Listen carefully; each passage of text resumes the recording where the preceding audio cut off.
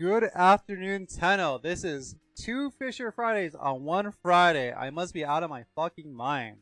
This is Lihim here. I will be farming some relics, some prime parts, some ducats. I'm not even logged into the game yet. That's why I haven't switched over to the screen. Alright, now that I am, let's get this going here. Hello, how you doing? Hope you're doing alright. My hundreds of people watching. So I did a Fissure Friday relic run. Relic farm from 9 a.m. to 1:30, and I decided to take a break, feed my daughter, change my daughter, give myself something to eat. I barely made it on time, but I did promise 2 viewers I would be here at 2:30, and even if they don't show up, I am here. I'm here because I want to be, goddammit. So, but let me just catch up and get my coffee here. Ooh. God damn. Also, before I forget, I need to go irradiate some relics because I'm near the max amount for what is it? Not radiant, void traces. So I need that Akagara Prime, so let me see if that's, I don't know what radiate them. How do you call that? Akdaraga? Is that what it is? I know I have the blueprint. Alright, so let me radiate a couple of these just so they're not, my void traces aren't wasted. Yeah, I didn't think to try to do this earlier in the day, but who knows how much I wasted. But hey, I'm not going to waste any more, right? Not going to waste any more. Really hoping Tsukage stops by today.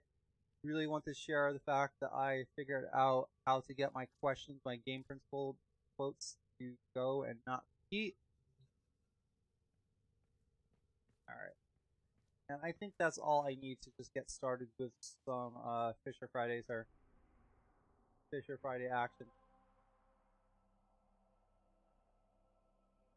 Alright, so we got 7 fissures it looks like. To do any one of these, I am on public.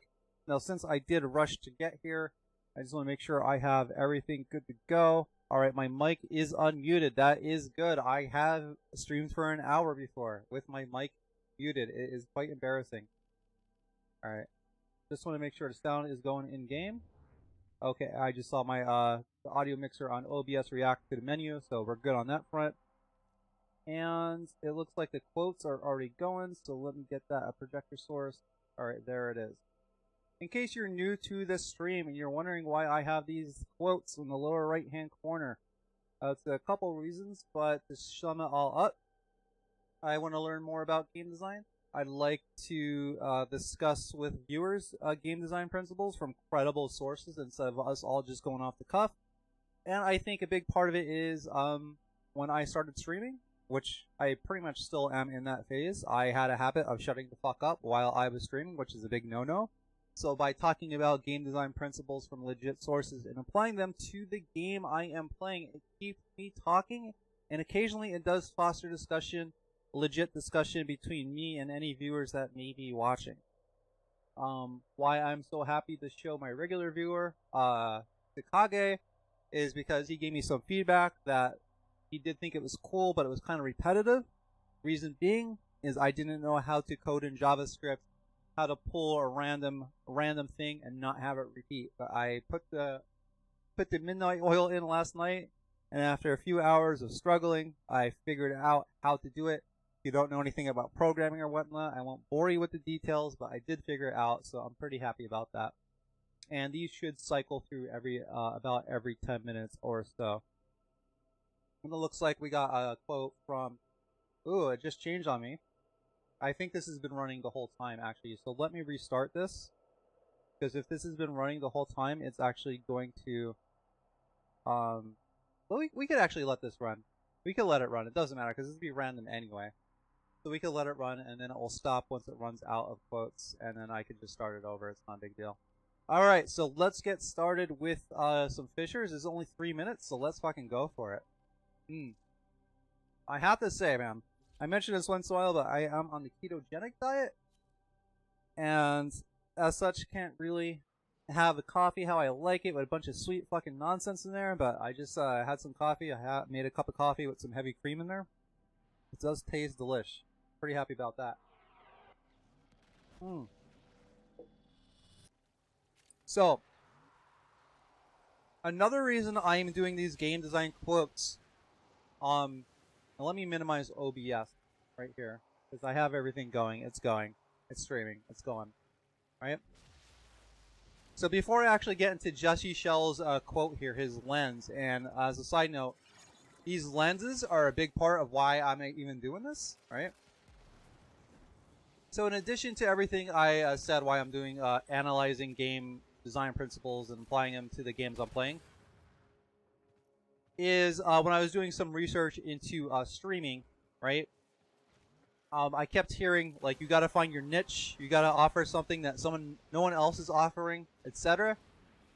And I started thinking about that. I'm like, well, I really like talking about game design. I like talking about game principles and design principles, but I don't know. I don't feel too knowledgeable just talking about the stuff off the cuff. And where are we going here? I admire people like Skill Up, Joseph Anderson, Racevec, some others I forgot the name. Is this mission over already? What the hell is this?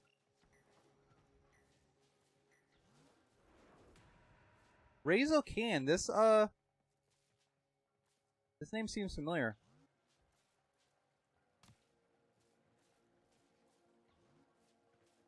What? You know, the DE does not get it. It's not that they should increase the visibility of the drones in arbitration. They need to get rid of the fucking drones. They do not add anything to it. They don't. Oh man, I'm about to get salty. I'm about to get salty, man. But anyway, to continue my story, my little tale here, I do really like some YouTubers that analyze the game design side of games, right? But I had a realization that if I wanted to use Skill Up or Racevec or whatever in a paper, like in an academic paper for university or whatever, I don't think our culture's at the point where they would accept Skill Up as a source, or Racevec as a source, or Joseph Anderson as a source. Doesn't matter how much they know what they're talking about or not, they won't. It's because credible sources matter, right? So I was like, well, I guess if I could like somehow incorporate credible sources into my streams, I don't see any streams about anyone talking about game design principles, so let me do that. And when I first thought of that, the first thing I thought to apply was Jesse Shell's book of lenses, because these lenses are basically a collection of principles and questions that a game maker should be asking about their game to make sure that, you know, it's better designed. Necros Prime, what do I got here? I guess I'll stick with the Necros Prime chases. Oh man, alright. I haven't done a hotfix in the middle of the stream so I'm gonna have to open up OBS here. I don't have to end the stream, but I'm gonna have to go to another screen. I don't want anyone like seeing the amount of characters my password has and shit. I've seen this name before.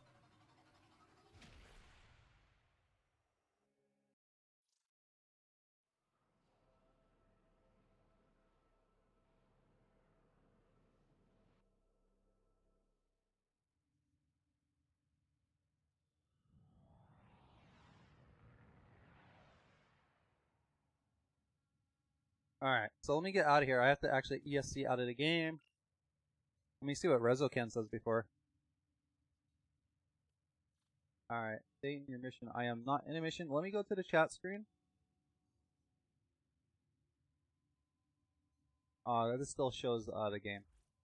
Still shows the game. I might have to go to what you call it, intermission screen, at least until I'm signed back in. Alright, so let me minimize this. Let me go to the intermission screen until my mic is still gone, but I have to close Warframe. I have to turn on creator mode, so I don't have to go through this again. But let me fire Warframe back up. Yeah, I've never had to deal with a hotfix in the middle of a stream before, so this is a learning experience for everybody, right? Alright.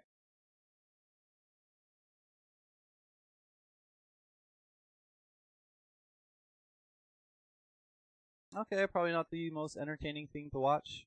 And my intermission message is inaccurate. It's not baby food or biology. It's fucking hotfix.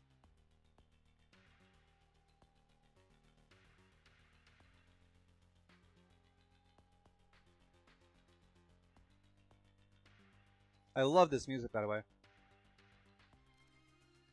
Wait, yeah, an updated version. Please exit and run the launcher, which I did. I did exit. Oh boy. Oh boy, come on. Checking for updates, downloading updates. Why didn't you do that the first time? Not really sure. I guess I can switch back to my chat screen. Oh, that's let me close this. Close is the PS4 remote play picks up my countdown window for some reason. And I guess I could just minimize Warframe. Yeah, I could just minimize or make Warframe invisible while I'm doing this. I don't really have to go to the internet screen. I was just too lazy to hit the eyeball on OBS to make it disappear. But I could just do that.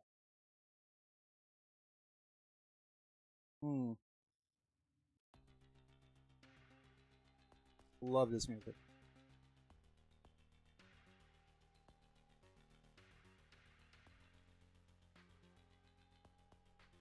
Okay, I just want to make sure my password wasn't showing. Alright. And it looks like we're good to go.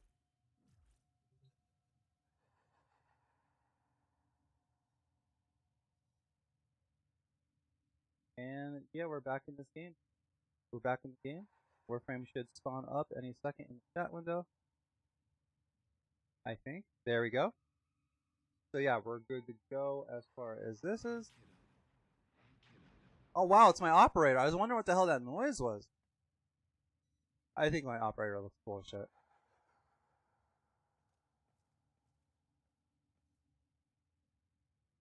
Now, I'm trying to figure out what the story element of this means. Like, because in universe, I'm my operator, right? So if my operator's not in my control, like, I don't understand what that means. Or was that an apparition? I'm not really sure. I'm not really straight on that.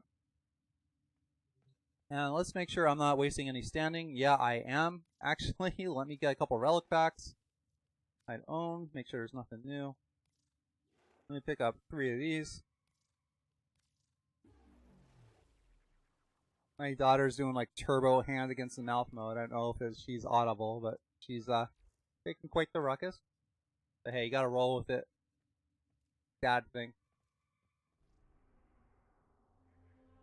And yeah, let's get back to Fissure Friday. I mean, at least I got one done before the hotfix there, so that was a little something, right? Alright, Zini Eris, I know exactly what that is. I do not like that map. Capture Corpus, that's kind of quick. Crossfire Infestation. Is that Spy, though? Last time I did a Crossfire today. Some of us.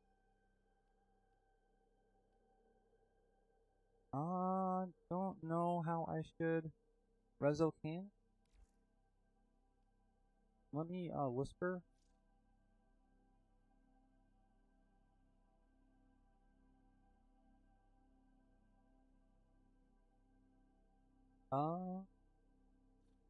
See on my friends list?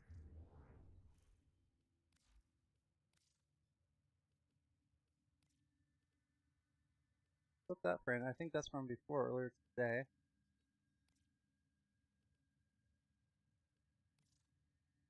And just let me invite.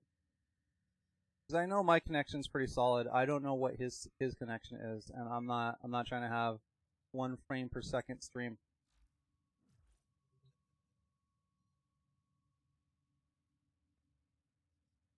I don't know if a lot of the people I play with know that I stream. So I hope he doesn't take offense to it.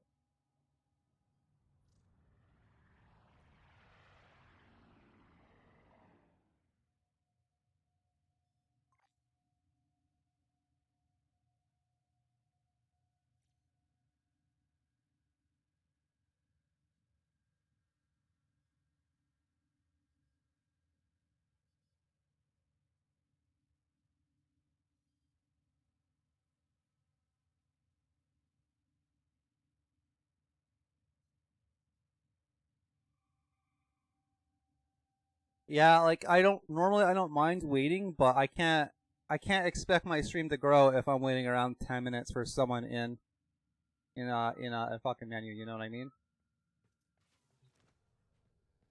Alright. So I guess I want to keep Mirage then.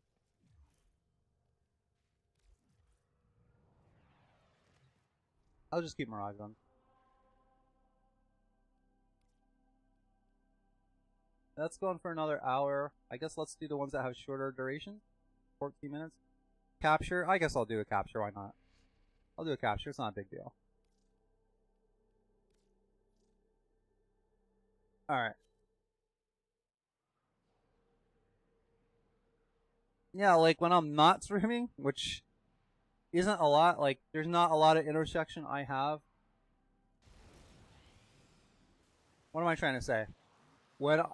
Since I started streaming a month ago, there's not a lot of time I'm playing Warframe and I'm not streaming. It's starting to seep into my my workflow, if that's what you want to call it. If I'm playing a game and I'm not streaming, I'm wasting time. Like I should be streaming it. The sole exception is I play Magic the Gathering a lot offline, off stream I mean. And those are for like the little daily missions I have to do, little daily tasks, and that lasts anywhere from like half an hour to an hour. I don't know if people would want to watch that. I thought actually about streaming Magic the Gathering more, but I'm not sure.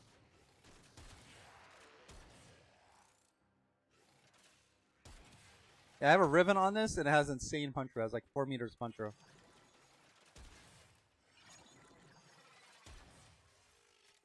And I just killed that thing through like all those barrels. Alright. So I think I'm actually going to start the... No, I keep thinking I need to start the questions over again, the quotes like over again, but I don't really need to. And that guy got cut in half. That was pretty brutal. Alright, so let me read something by Dieter Rams here.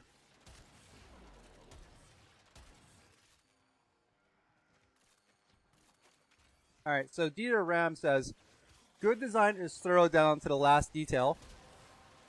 Like, that's the actual, his principle, and everything else is just an explanation of that first sentence and an expansion thereof. And as soon as I get to the extraction... Well, actually, I've done this principle a few times. I guess I could talk about it without looking at the rest.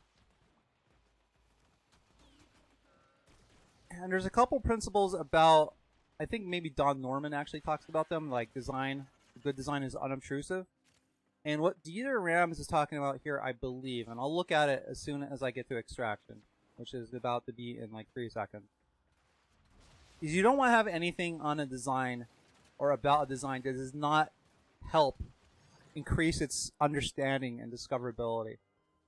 I guess I'll get the Bratton Prime receiver since I don't have it. I also don't have the Lex Prime receiver. I guess Lex Prime is a little bit more valuable. I'm not really sure. But anyway, let me read the rest of this quote. Nothing must be arbitrary or left to chance. Care and accuracy in design process show respect towards the user. Okay, so the hot topic at the moment right now is arbitrations, right? I am very, very dissatisfied with arbitrations. I've only played them a couple times. I'm really trying not to sound like an angry echo chamber Redditor or something like that. Even though I like going to Reddit, the echo chamber is strong there. The cynicism is very strong there. It's awful, but I'm sure that's true of most online communities, or at least some. I could at least get away with some. But let's look at arbitrations through this design principle put forth by Dieter Ram. Good design is thorough to the last detail. There is virtually nothing about design arbitrations, because what arbitrations are, they are an extension, they are an alteration of endless missions. So if we do not look at the endless missions themselves, that the template that arbitrations is built on, and just what arbitrations brings to the table, what is there about arbitrations that says the design is thorough down to the last detail? Okay, we could begin with the most recent hotfix. It fixed their color. That's missing the point. That is missing the point. You know what color the drones should be and their trails? You know what they should be? Fucking invisible. Because they shouldn't be there. They shouldn't be anywhere in the game. Like, this pisses me off. Also, this peanut excavation is very good fissure to run if you really want to challenge. I actually may run it in a little bit, but I have 34 minutes. Let me see if I can get some more done. Do I want to run another interception? Not really. I just ran a capture. Crossfire. Let's see what kind of mission type it is. It's not going to tell me? Okay, we're just going to do a crossfire then. Alright, so what arbitrations bring? Well, they used to bring permadeath, but they had to put a diaper on that too. They bring a real bad interpretation, a really bad execution on rezzing your teammates. Like,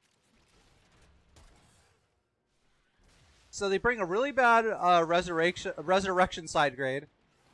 They have these cancerous drones that do not add to the fun. Technically, you could say they add to the difficulty. I won't argue that, but Jesus Christ, man, playing Warframe blindfolded would make it more difficult. Doesn't mean it's more fun. There's another Mirage. Kind of have to reser. Just keeping the Mirage sisterhood going here. What else? The drop tables, the EBCCCC. Not sure how I feel about that. And they take twice as long.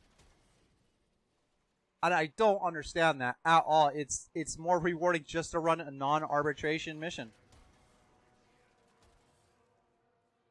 I can't even figure out how to get out of here. Oh, okay, here we go. Okay, I kind of like fell into the right place. What?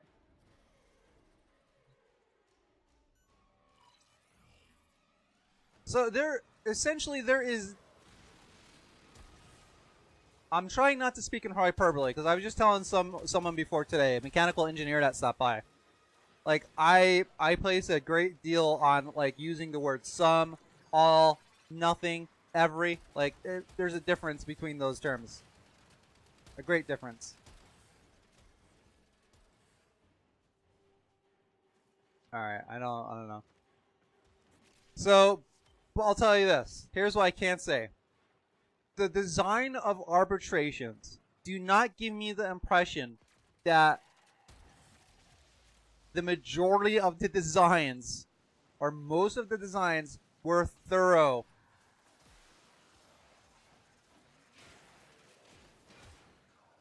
Yeah, I guess that's the best way to end it right there. There is virtually nothing about arbitrations, or there's little about arbitrations that give me the impression that the design was well thought out, well executed, and in sync with the emotional values of Warframe players. There is nothing, there's little to nothing that makes me think that at all.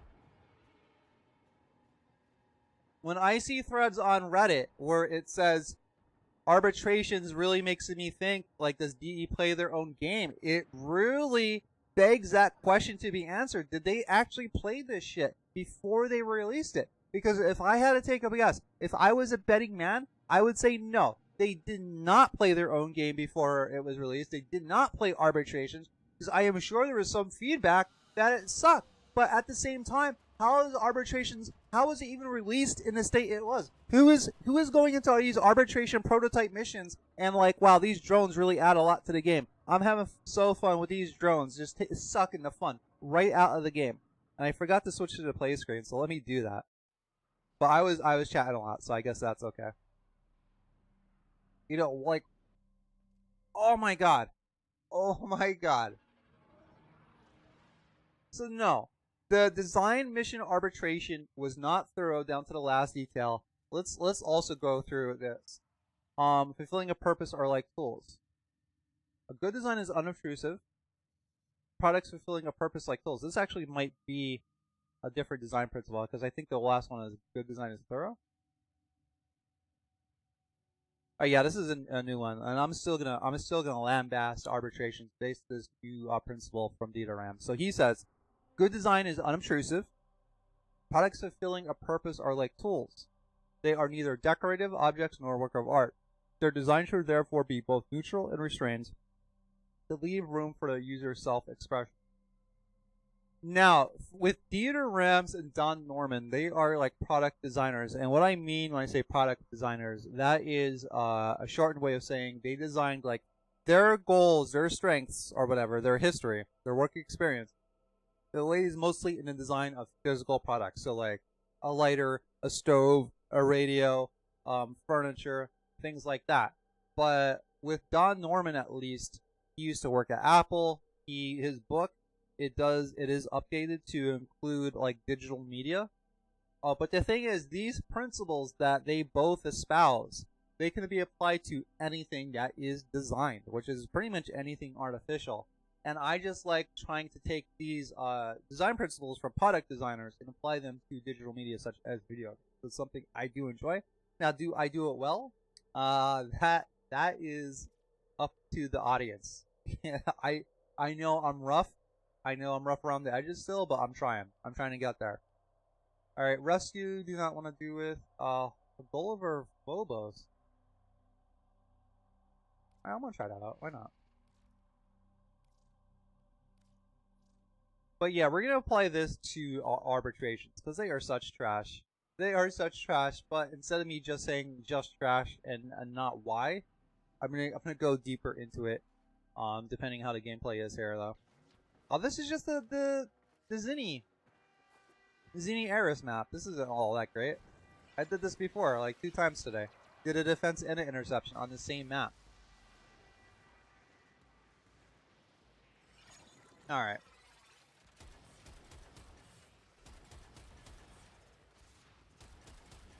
Alright.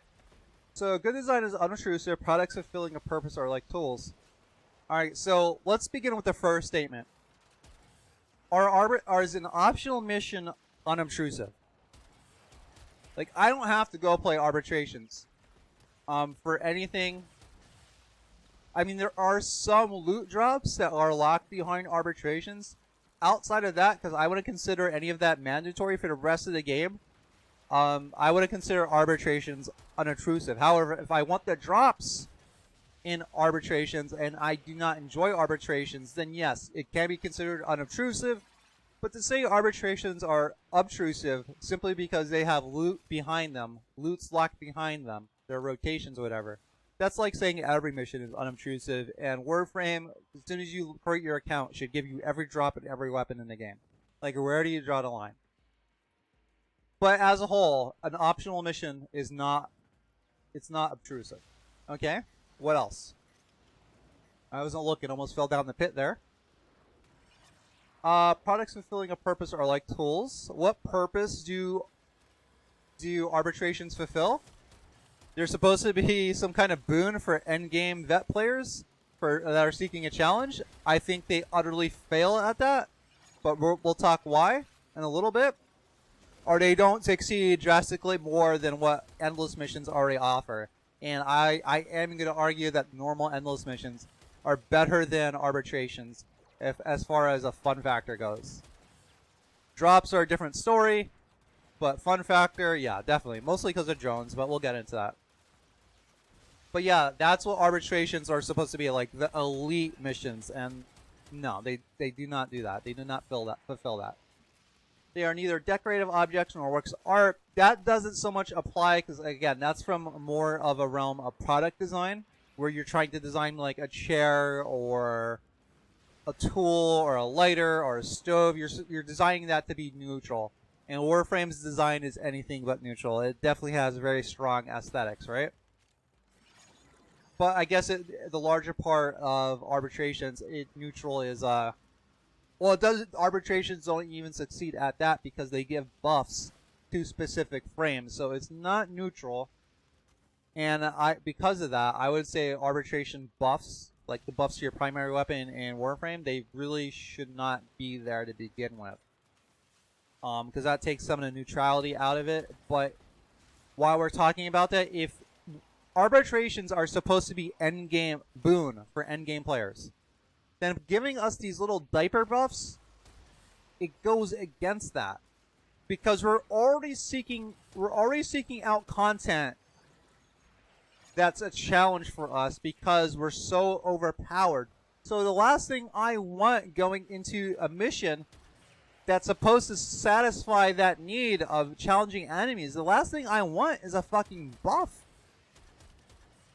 You know, it may give me a reason to use a frame that I normally wouldn't use or a weapon I wouldn't use. So there's that. I mean, it does succeed at that to some extent, but I generally don't want buffs. Now, if DE pursued Fissure missions as an endgame type of template, I wouldn't mind the corrupted buffs because you have to work for them a little bit and they're temporary, and they only affect your, well, not only affect your weapons, but they affect your weapons in a very interesting way, and they do affect your Warframe. But I don't know, it just seems to have more of a agency about it instead of like it's something you do have to work for a little bit, and there's something strategic about it. Like if you only bring in one weapon in your Warframe, then either your Warframe or that one weapon are going to get buffed. You have some way to affect that corrupted buff. Whereas the arbitration buffs, it's totally arbitrary. It's totally random. You have no way to influence it. You have no agency about it other than you decide to participate in it or not. Alright. So their design should therefore be both neutral and unrestrained and leave room for user self-expression. Arbitrations do not allow for any more self-expression other than what endless missions already offer. There's virtually nothing that increases the self-expression. Now there are drops. You could say, well, the drops you get, the ephemera you get, that increases the user's self-expression. Yes, it does. It does, but the arbitration mission itself, it's not the same exact thing as the drops a mission offers. You could argue that the drops increase the fun of a given mission, they increase the engagement, they definitely increase the risk reward and time spent, and it definitely affects that equation. But the actual moment-to-moment gameplay drops do not affect that. At least cosmetic drops don't. Ammo, energy obviously do affect the moment-to-moment gameplay, but I'm talking about something like ephemera or Vitus Essence. It's not outside the game, but it's outside the mission. It's like a meta mission drop, and that's not necessarily viewing and judging arbitrations by themselves as they should be. So this maybe is not the best principle to examine arbitrations through, but dude, arbitration missions, what they're doing with it just pisses me off, man. It just pisses me off because it makes me think if they can't get the end game right, despite being brilliant people out there so long, this game's been out for 6 years and they still can't get it right, then when are they going to get it right? Is it going to be 12 years? Is it going to be fucking 18 years? Like, when are they going to get the end game right? And to me, it seems so simple. It seems so simple how to do it. And they just keep missing the mark. And I am just confused what's going on at DE, because obviously they're smart people. But my God, like, even Nintendo with Mario Maker got Mario's endgame more right than fucking Warframe. Where players can make these insane levels. And if you want if Bowser and the typical levels, you know, they are not fulfilling your need for a challenge. There are some Mario Maker levels out there that fucking will. They definitely will. I think Nova is most valuable here.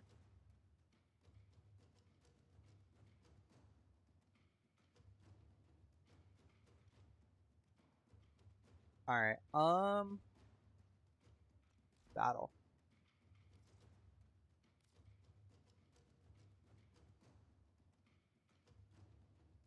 Yeah, I think Nova was the Nova Prime thing was the most valuable there. Hopefully, I saw some Equinox Prime systems in those relics. Hopefully those crack open, because I do not have Equinox Prime yet. And thank God they didn't make the crafting requirements for Equinox Prime the same thing as the normal Equinox, where you have to get like 2 Warframes worth of materials. That's insane. I mean, I'm not even sure if that makes sense narratively, but I'm just grateful DE decided not to go in that direction. But I'd say the biggest offender to arbitrations is to start banging on about arbitrations again, because, like I said, I am just so disappointed in DE. I'm disappointed. I'm mad. I don't dislike them as people. They've never done anything that would cause me to personally attack them, so that's why you won't hear me. But their designs, while it may be an extension and expression of who they are, it's not the same thing as being like a bad person. A good person can make bad designs, right? And that's what I think. That's what I think arbitrations. I think that's what happened with them. A bunch of good people, a bunch of good, awesome people made terrible design decisions. I'm not going to place it all on Scott's shoulders because he's the design lead, and he has other people that work for him. I'm sure they wouldn't call him a lead if he was leading 0 people. You know, that's like saying like I'm the manager of the department, but you're the only employee, right? Like, okay. If I went to a stream where there was no other channels streaming it, I could say like, you know, well, I'm the leading streamer for Metal Gear Solid 5. Well, that might be true if I'm the only one there, but it doesn't really have the same context if I'm the only one there. Anyway, that's a little off topic there. But yeah, those drones are so obtrusive. They are so obtrusive. And I'm not one of those players that's like, oh, I want Warframe to be a cakewalk. I want it to be easy peasy. I want to steamroll everything. The reason nullifiers don't piss me off, right, is because they come from a place within the lore, corpus studying Warframe technology, and I could see why nullifiers exist. Now, I do wish nullifiers weren't so binary, like either your power works or it doesn't. I wish it like kind of drained the power's effectiveness, and I wish that the nullifier technology, it was like unreliable because the corpus still do not understand the void, so their nullifier tech like sparks a lot and blows up and breaks down, and then they have to try to fix it in the field. Like, it's unreliable, and I wouldn't even mind the corpus having something similar to that. But as a whole, as a concept, no, I don't mind it. But arbitration drones, I'll tell you what, it makes the mode live up to its name. Arbitrary. They are there just because, right? The developers thought like, well, hey, for arbitration, to make it harder, we're going to put a counterbalance against Warframe's powers. Okay, that's not a bad idea by itself. But arbitration drones are just they're so binary. They're worse than nullifiers. They really are. Because they're invulnerable. No, not they're vulnerable. The enemies they are affecting are completely invulnerable to everything. Everything. Everything. So how does that increase my agency as a player? How is that not unobtrusive? It's not. It is not unobtrusive. It is, in fact, obtrusive. It is close to being the definition of obtrusive. Like, quintessentially obtrusive. So, if you want to bring, like, a precision weapon like the Soma or Tenora into arbitration, you can. And if you're a Conclave player, you might have a blast because, you know, those guys are fucking nuts. They're accurate as fuck with their weapons. But to the average player like me, what that means is, alright, Warframe, if I want to enjoy arbitrations, well, I'm not going to really bring the weapon I want to bring. I better bring something that has AoE on it to hit those fucking drones before I get fucking murked. You know? Like, because sitting there trying to take time, aiming at an arbitration drone when there's literally hordes of enemies rushing at you that are invincible to everything, or invulnerable to everything, you may not have that time. Especially if you do like an endurance arbitration. So the biggest offender to arbitration, bar none, bar fucking none, are the drones. Are the drones. They are bar none the biggest obtrusive, offending element of arbitration. Like, what they should have did is maybe had like special corpus units, like arbitration enhanced nullifiers that works within the lore, or Gornier nullifiers, like something like that. Then it's like, okay, so arbitrations has like super nullifiers or something like that. Okay. And you could argue that's what drones are, but it doesn't fit within the lore. And because of that, it just seems arbitrary. It seems Rube Goldberg like. It just seems just because we put these in here, not because we tested it out, not because we think that it matches the values of a Warframe player or what people may be coming to arbitrations for. We didn't think of anything that, or we thought a little of what it may value, that players may value, and we put these in here just because. Arbitrary. Arbitrary reasons, arbitrary execution, because you're playing an arbitration mission. That is the sentiment I get from arbitration missions, man. They are... Oh, man. So when I found out what DE was planning with these... And the revive thing. Tsukage, man, am I glad to see you, buddy. Hope you weren't waiting there for a while. I was just going off on arbitration missions. How badly DE executed its design philosophy. How badly it compromised its designs with arbitration missions. I was just going off for the past 10 fucking minutes. But I am glad you're here. You know why I'm glad you're here? Well, first of all, I'm glad every time you're here. Let's get that out of the way. But I figured out how to get the questions to go, my quotes to go through, and not have them repeat. I finally figured it out last night after a couple hours of working on it. Like, I figured it out.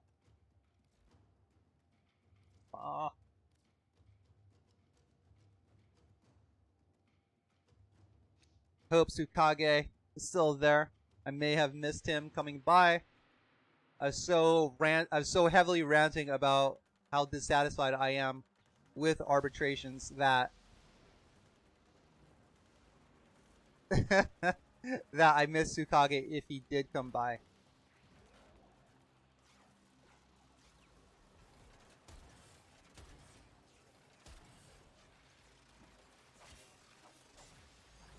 Keep trying to shoot outside of the Cataclysm, and it's not working. But I am not mad at a Limbo for doing that, because it's very easy for me to play outside of the Cataclysm's effects. But a lot of players get pissed off because you can't stand there effortlessly or near no effort, just firing away, you know, whatever. It pisses me off that players get so butthurt over a Limbo being in a mission. It's like, dude, they're protecting the mission. They're probably the one paying most attention to the mission.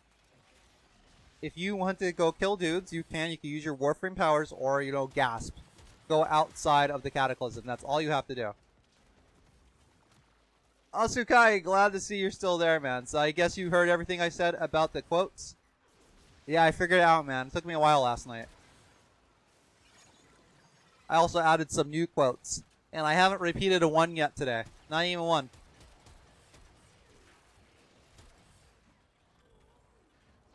So I was all excited. I was hoping you'd be there in the morning. I was like, Tsukai, I got something to show you. How you been though, man? Hope the art and school's coming well. I already did a Fissure Friday earlier this morning, but I'm doing a second one because I'm fucking crazy. Tsukage on YouTube says, I've never enjoyed arbitrations that much. I don't know how long you've been here, buddy, but I've been fucking going off on arbitrations for the past 10 minutes or so.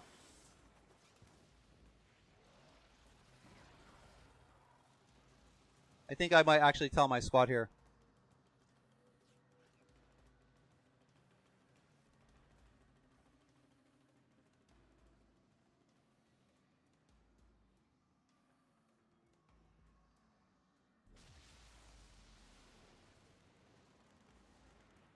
A little self-advertisement. Yeah, dude. So yeah, before I repeat myself, and I don't mind repeating myself, but if I just want to know how much you heard. I am so unhappy with arbitrations. I am so extremely unhappy. From a lore perspective, from a design perspective, from a game perspective, from a longtime player. Yo, seriously, you're streaming this? Yeah, I am.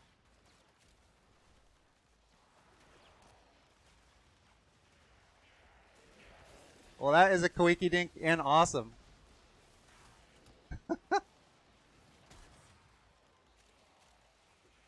just ran into another streamer. That's pretty cool. Yeah, so, yeah, tell me how much you heard about me bashing arbitrations, Tsukage, and I'll take it from there. I'll take it from there.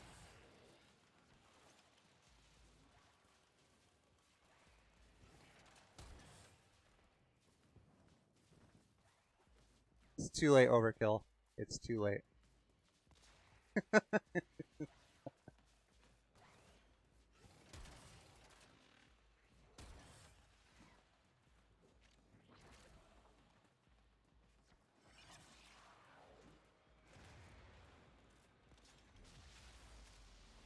The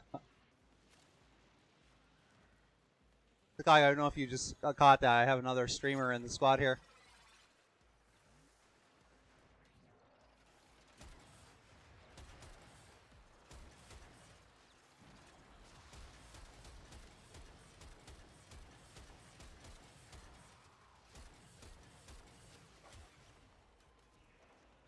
Oh, we got Corpus here. Think he's gonna get away with it. Nope. Oh, that guy got it. He fucking got it.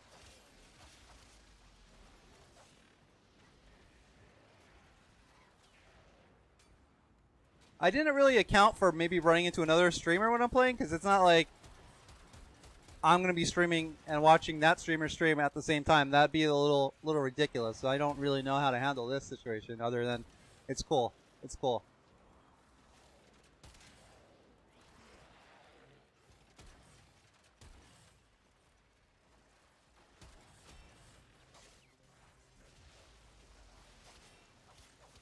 You're done, son?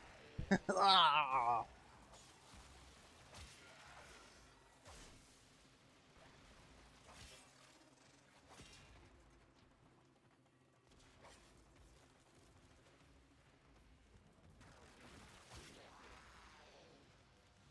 Guys sound like fucking synth toasters when they die.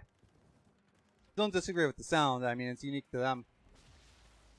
But after hearing all the death and excellent death voice work in the Division, they sound a little cartoony, you know.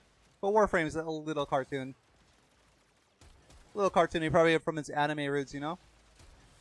Can't fault them exactly, or too much, I should say. Yeah, I'm liking this mitre though.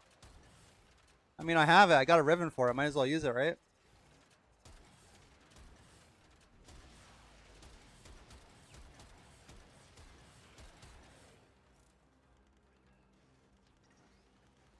Tsukage, about a minute before you saw my hello. Alright, so you didn't capture a lot of... You didn't get a lot of the, my arbitrations rant then. Okay.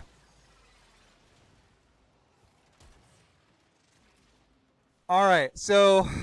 Where do I even start? Well, I guess I could start... let me remember how to talk, man. Let me remember how to talk. I gotta do it. I gotta remember how to move the mouth and the tongue and the teeth and everything else. Well, I was applying the quote you see from Dieter Rams. I was applying that to arbitration and how it failed on almost every account. But the biggest offender for arbitrations, dude, the biggest offender are those goddamn drones. The difference between nullifiers and drones, right? Because they're the closest thing to drones, is at least nullifiers have a lore and in-universe reason to exist. The corpus were the former scientist workers of the Orokin. It's established in the lore that they worship Orokin technology and seek it out wherever it is, right? So it would make sense that over time, they developed nullifier technology. Now, as far as how it works in game, I wish it wasn't so binary. I wish it, like, drained the Warframe's powers when they came into contact with them. Instead of, like, either it's on or off. It's too binary for my taste. And I also wish that since they're working with the Void, and the Void's been established as, like, a really weird element to work with. I wish their technology broke down in the middle of missions, and they had to, like, try to repair it, and it was, like, you know, kind of remind you of, like some kind of, like, gas-powered technology in the future, right? It's just... it's very hard to get working, but they still have it. And a Grenier could have a version of that too. But all in all, I'm not really upset with nullifiers. But arbitration zones, they have no reason for being. They live up to the name, dude. Arbitrary. Why are the drones in the mission? Well, just because they are. That is the entire reason for being. Is just because we put them in there. They don't align up with the values that Warframe players have. They don't line up with the values that veterans are looking for a challenge. They don't line up for what they're looking for. They don't line up with anything anyone is looking for, except maybe a scant minority. Because if someone was to argue with me like, well, they do make the game more difficult, I would be like, yeah, you're right, they do. But you know what? Playing Warframe with army ants crawling over my body while they're biting me, that makes Warframe more difficult. But is it funny? Is it fun? Not funny. Is it fun? Well, I think a lot of people would say no. I think most people would say no. I don't want the army ants all over my body, climbing into my orifices while I'm playing a game. But it would make it more challenging. But is that the best way to go about making something more fun? No. Like, if I had to sum up drones in one word, arbitration drones in one word, it would be cancer. I don't say that about a lot of things, but it would be cancer.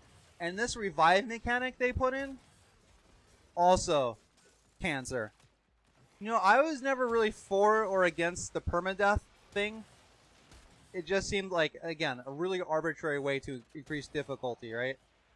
Instead of actually putting in like hordes of enemies that are just doing their best to kill the player with like really good AI, it's like, well, let's take away your revives, put in these drones, let's decrease the scaling, and let's make the drops twice as long to get. Like, we're talking about a recipe for fucking disaster, man. Like, oh my god.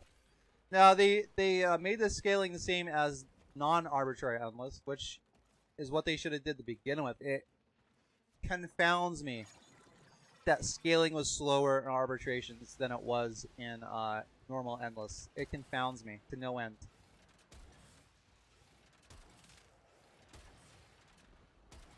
Oh, you know what? I think that this good design is unobtrusive. I don't think it's changing because I think this is the last quote. I think it cycled through them all today. Because when I went offline at 1:30, I actually did not shut OBS off. So yeah, I need to restart this. Because I'm like, man, it had to be 10 minutes already. It had to be fucking 10 minutes already. But yeah, I actually got through all of them today then. So you're seeing the non-repeat in action here, Tsukage. When it gets to the end, the last item, it just doesn't do anything else. Like we're seeing now. Alright. Let me go into void mode. Alright, I have to go to my quotes. I have to actually refresh the source.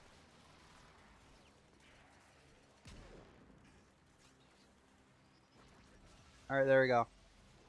Let me minimize OBS once more. And let me close chat.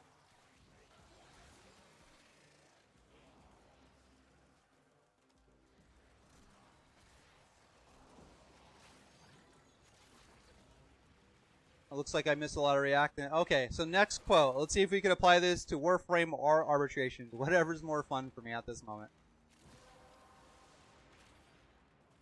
What do I have? Is it my melee weapon? Yeah, it is. Okay.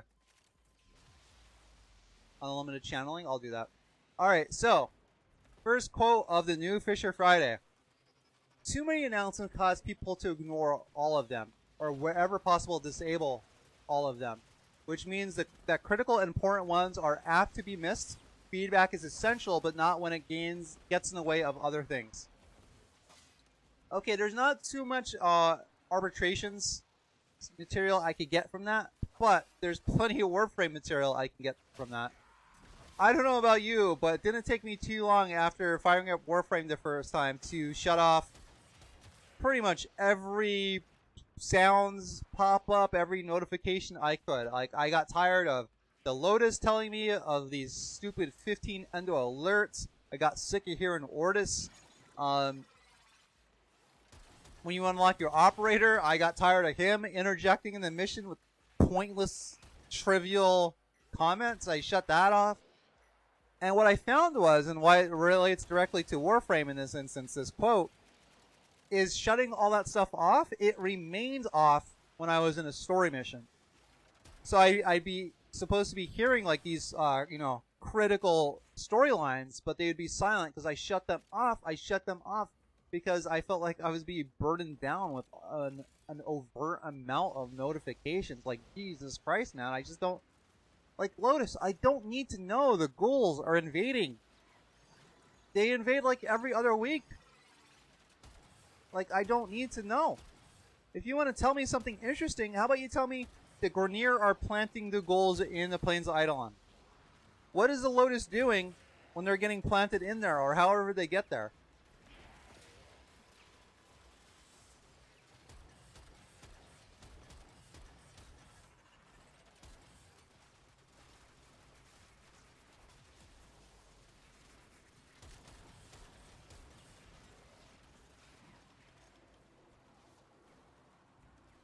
Overkill. My hundreds of viewers just saw you go down on this easy peasy mission. And by hundreds of viewers, I mean one.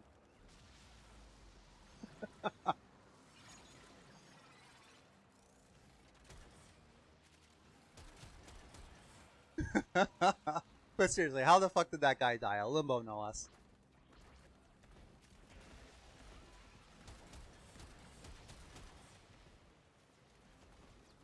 Now, to another extent, we can apply that to the interface as well, right? So, if you've ever been in a squad with a Titania and... I almost died too. I was talking shit on this guy and I almost died.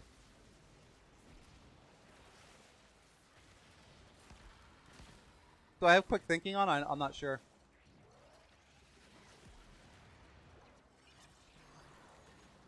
Yeah, I think I do have quick thinking on. Oh, so Amp works through the void? Oh, that's nice. Or a rift, I should say. But yeah, if you've ever been in a squad with a Titania and an Octavia, this is also true as well, because there's so many buffs going on that it all kind of blends together into one meaningless cacophony of icons and buffs and power-ups and whatever's that it just doesn't mean anything to me. It's like, well, I have all this shit going on, and sometimes if the mission's worth playing or worth giving a damn about, you don't really have time to, pay attention to if the dust buff is active or not. You just know, hey, I have 5 buffs active, I have 10 buffs active, but you don't really know what those buffs pertain to, because it's just not worth the time to actually pay attention to all these notifications that represent the buffs. It just becomes too much. And it's not like you would go turn them off, per se, like this quote from Don Norman is saying. It's not like someone would go in and turn off the buffs. At least I don't think most people would. But paying attention to them when there's just so many, yeah, definitely. At the very least, I do that. I think to remedy that situation, it would go a long way that a given buff will always appear in the same location on the screen. So if I want to see if I have a buff, I have to look at the same spot on the same screen every time. And that lets me know that buff is more active. But DE seems to implement like buffs fill like the buff row, at the top of the screen, and a new one pushes everyone over.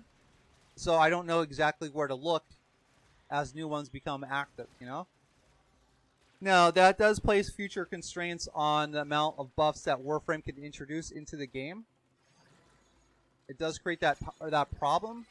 But maybe the solution is that Warframes don't get all the buffs ever. Maybe a Warframe could only have X amount of buffs active at a given time, and maybe they can mod to receive more buffs, and it goes by like first come, first serve. Because if the buff limit was like the entirety of the upper part of the screen, then I know where to look every time for a given buff. I'm getting the Ash Prime, son. Getting the Ash Prime?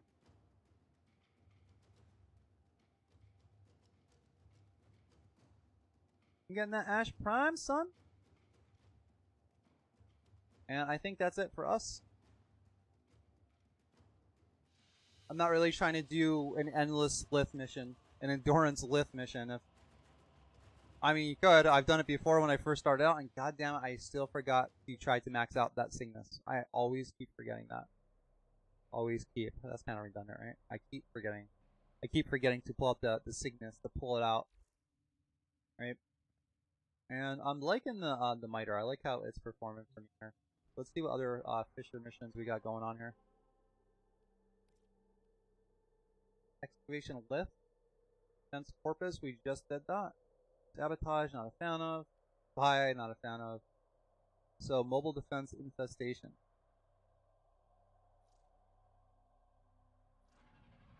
I was just gonna message a lady. Maybe. Oh. What the hell is going on here? Alright, never mind. Never mind. Never mind there. I was about to try to make a streamer friend. I guess not. It's okay. Alright, so I guess, yeah, I could stick with Mirage. This would actually be pretty fun to get a corrupted buff. The miter? Yeah. Now, Sikage, I'm actually only going to be on playing Warframe up until around 5. I'm going to take a 2-hour break, and then I will be playing Division Underground. Hopefully I see it around tonight. Like, I'm in the mood to play Division tonight. I just want to make some progress and get those trophies done, man. I'm kind of getting a little burnt out on the Underground, but I just want to finish it. I want to get through it and just be done with it. But is there anything about Don Norman's quote I could apply to this alert screen? This actually does not get in the way. If you're on this screen, this is not applying to what Don Norman is expressing in the quote right here. You have to go here to be looking for signifiers towards what you want to accomplish. So there's not too much here. It's mostly like I was saying before, when you're doing a mission or on your ship or whatever, you just get all these alerts and pop-ups for things that you may or may not care about. Especially when you get like an alert for 15 endo. Like, who gives two fucks about that? Hey, the ghouls are invading Plains of Eidolon again. I mean,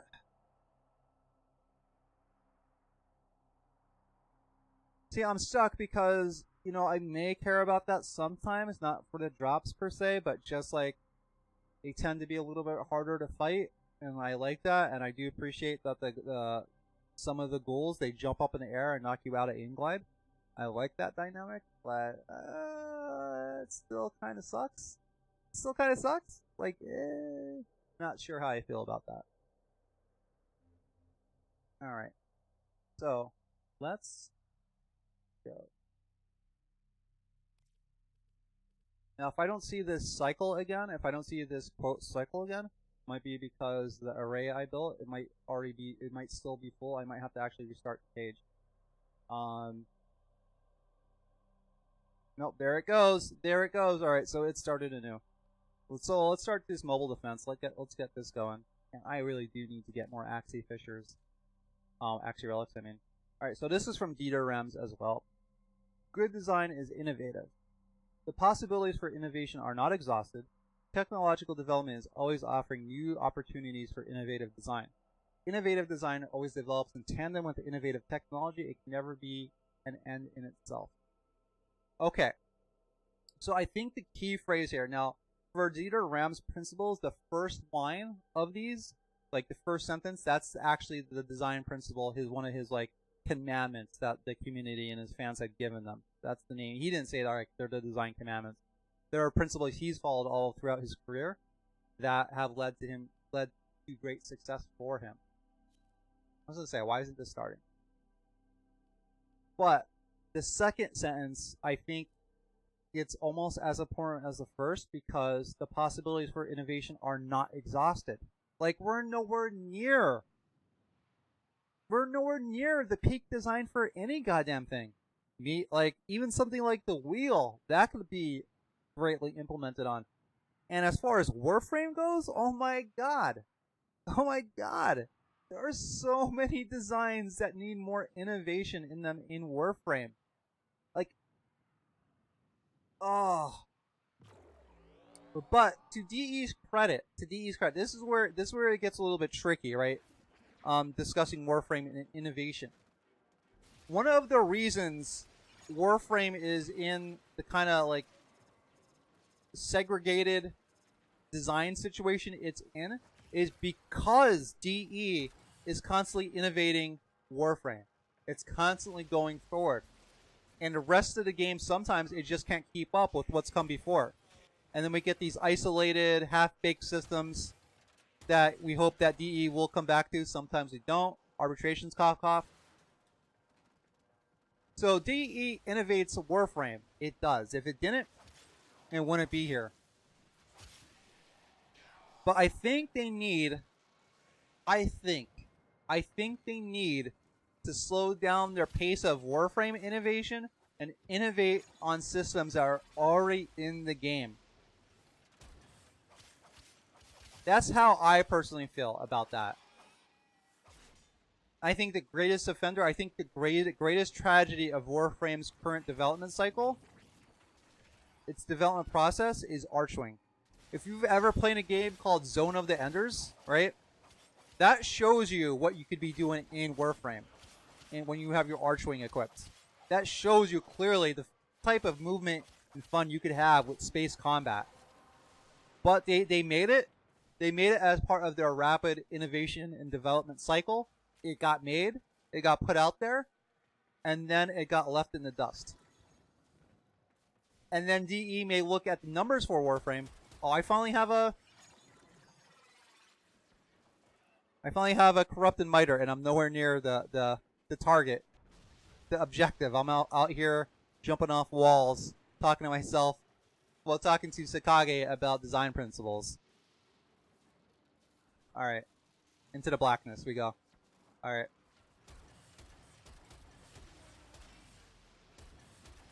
I think I used to have a fire rate mod on this.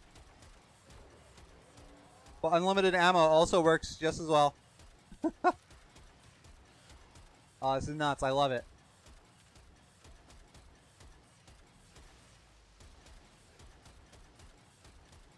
But yeah, Warframe, I mean, DE, they definitely innovate with Warframe, but they just gotta slow down a little bit. And, like, because here, if we stick with Archwing, for example, right? So, DE developed Archwing, they put it out in Warframe, and then it languished. And if they look at the data of the people who are playing it, it's reasonable for them to assume, well, Archwing, it's not popular. Which they would be right. They would be right. But it's not necessarily because players are against using Archwing. But you have to look at the content for Archwing. I feel a host migration coming on. Something froze here.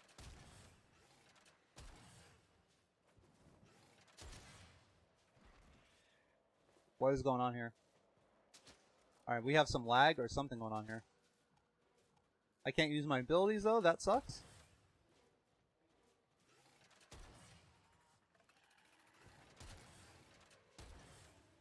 But you have to look at the level. Alright, getting back to Archwing.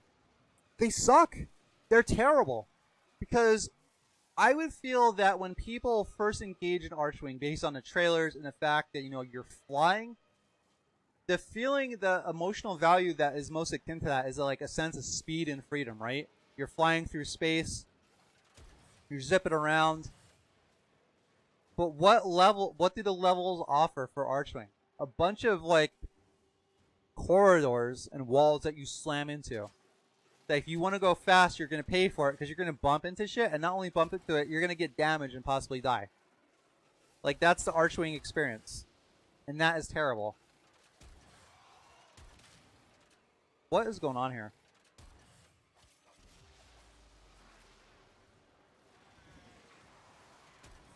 Alright, looks like we could go to extraction, so I guess I'm going to do that. I don't know how long that's been like that, but I guess I'm going to go. So it's unfair to Archwing to judge its player count if the only content for it is awful, right? That's like you make a dish, like let's say you open up a restaurant, you make these incredible dishes, and maybe they're not fully complete, maybe the recipe's not completely fleshed out yet, but you make like a halfway decent dish. But then you decide, oh, you know what? Instead of like a restaurant, I'm going to serve it in a tune-up garage. So I'm going to have this restaurant idea, but it's going to be inside the garage of an auto body shop. Well, is it that your dishes weren't that great? And that's why people weren't coming? Or is it you served your food in an auto garage? And that's kind of how Warframe's Archwing level design, that's kind of how it fucked it over. Alright, hopefully this guy is the host, because when he leaves, then I'll get a reset. I don't know what that was all about, but thankfully it opened. And I don't know if they have these opening doors. I guess I'll take this because I only have one blueprint.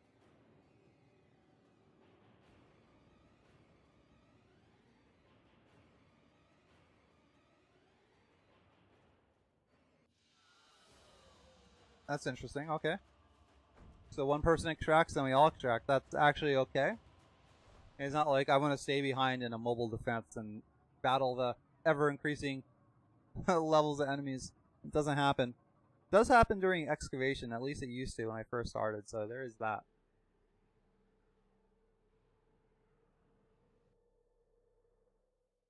Alright, out of the squad here. Are they already left? Okay. Cool. Alright, let me look at the night waves. Let me make sure there's nothing I can do. I don't think there is, except build a weapon and capture animals, which I am not doing. I refuse to. I refuse to. Although, if I guild a weapon right now, I can get this Sidana, which I desperately want.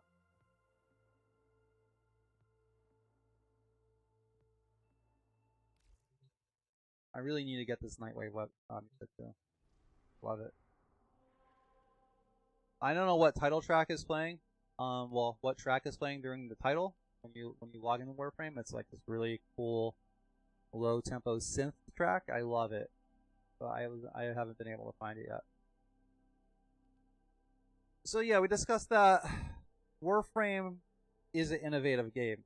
It constantly innovates itself, but it's so heavily skewed towards like self-renewal and innovation that it forgets to innovate the things that drove it forward to begin with.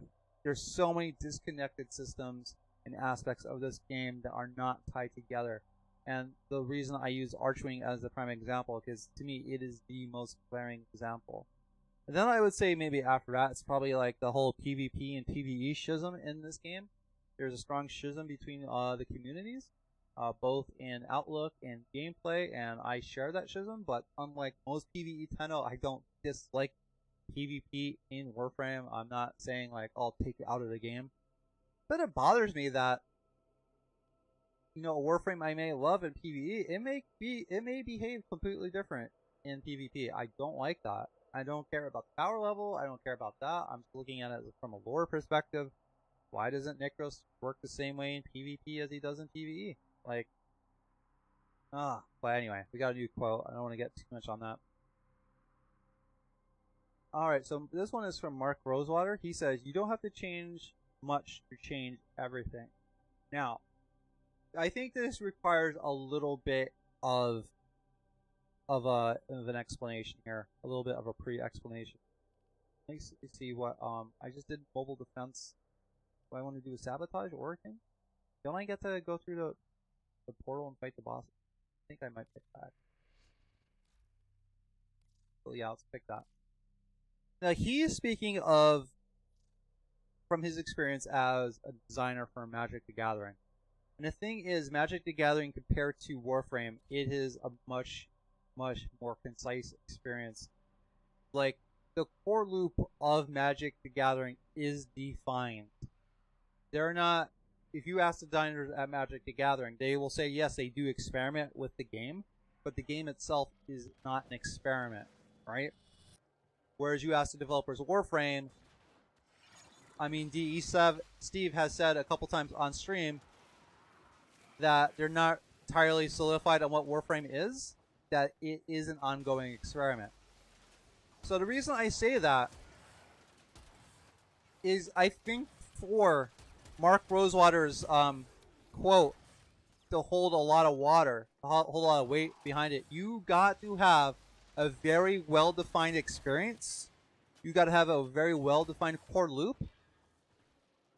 And pretty much everything, if not all of the game, has got to already be tied right into that core loop. So no like segregated systems like Archwing to the PvE gameplay, right?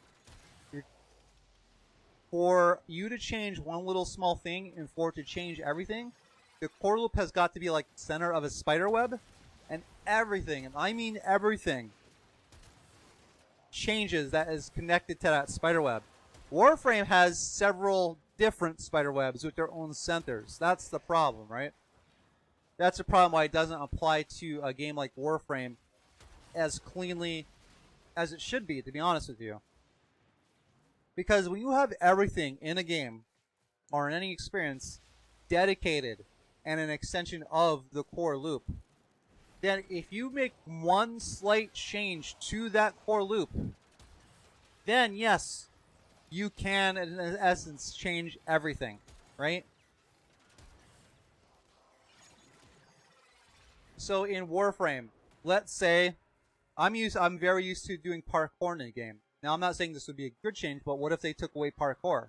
Well, now you drastically altered my Warframe experience. You change out one little thing, and now you changed pretty much how I experience the game on a lot of different angles. Because the main reason I play Warframe, I like the community, I like some other things about it, but if it didn't have this movement, if it was just standard FPS or third person, like I get the jump like that, and I get the double jump, and I get a roll, if that was it, and maybe I get the slide here and there like that, if that's all there was, I would not be playing this game. I'm sorry.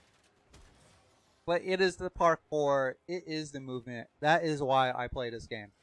Like, I know why I value this game. There's no question in my mind. There are other things I valued, as I said. But from what I hear, oh, I made it just in time to watch them go up. I will wait a little bit. I won't call them back down.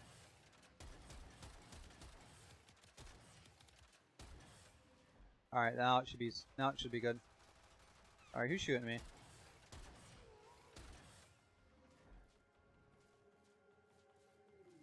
But from what I understand, the reason parkour came about is because, oh, looks like we have Tsukage said something here. Hopefully he said it recently. Hopefully I was not letting him languish in the realms of unresponsiveness. Okay, he said on YouTube, is it me or are the ash systems super rare? I've gotten so many chases in neuroptics, it's ridiculous. I don't think I ever had, I don't remember having an issue farming ash. So it might be just you. I mean, RNG is a part of it. It's part of the Warframe experience, so your mileage may vary. I mean, I don't even think it took me that long to get Ash Prime. But dude, you're talking about like maybe Warframe year 1, so it's hard for me to recall those days. I put so many hours into this game that a lot of them bleed together now. I wish I could remember more, but you know, it's just life, I suppose.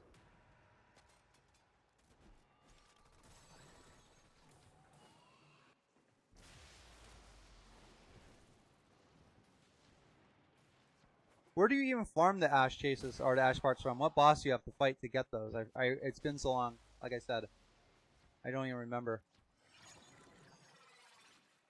But see, the thing with Warframe, why this principle doesn't apply as cleanly to Warframe is because it's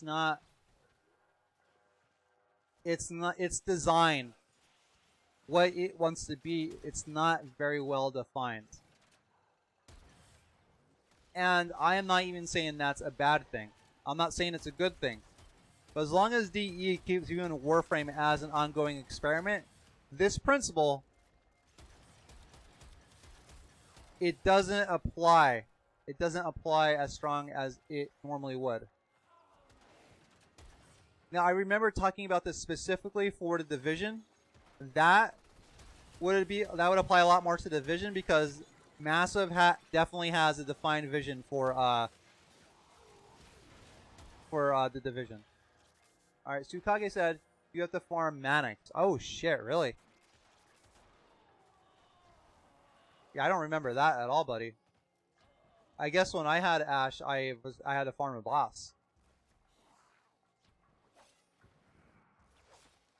And only Warframes I never had are Hildren and Baruch and Equinox Prime. That's it.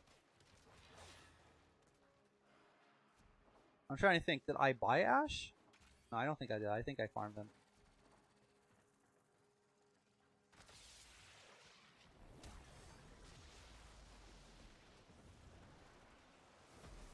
That was distracting. I went to void mode and then I was looking at the side.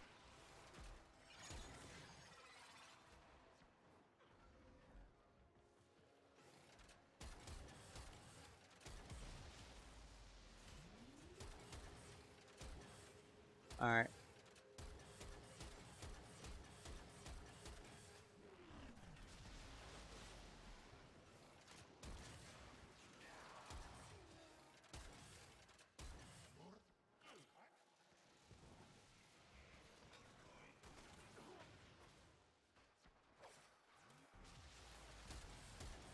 Alright, let me get this ancient healer. Oh, or can I get him on the way down? Nope.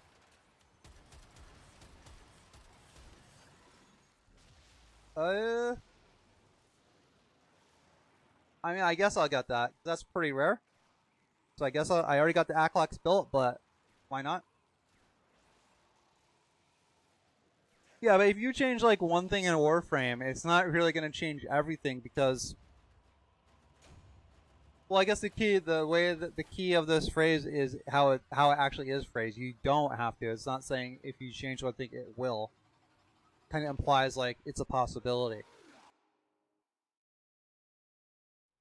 Yeah, but since Warframe's design is so all over the place, and since they're not connected in ways I feel that they should be, if you change something in Archwing, who cares? Like, how much is that going to affect your day-to-day experience playing Warframe's core PvE? If you change something in its PvP, like, who cares? It doesn't matter. Same thing. Now, if you change something in PvE, like the combat, like the melee system, you know how you switch weapons. All right, that does affect PvP a lot. If you change something in the Fissure system, doesn't affect the invasion system. If you change anything about the nightmare system, doesn't change anything about the dark sectors. If you change the dojo system, doesn't affect what's going on in your set. So there's so many scattered systems that it's hard to change. The easiest way to change something to affect the core Warframe experience is to affect something when you're actually in mission, like some kind of change related to combat, because that's at least a third of the core loop. In Warframe, you have combat, you have customization, and you have collection. You have these three things that, when tied together, it forms the core loop of the Warframe experience. And with customization, you'd have to change something within the appearance tab, like how you customize your character, but again, I think the most substantive change would have to take place in the combat portion. Alright, so next quote is from Don Norman. And let me get a Fissure mission queued up. See how much coffee I have, a little bit. Alright.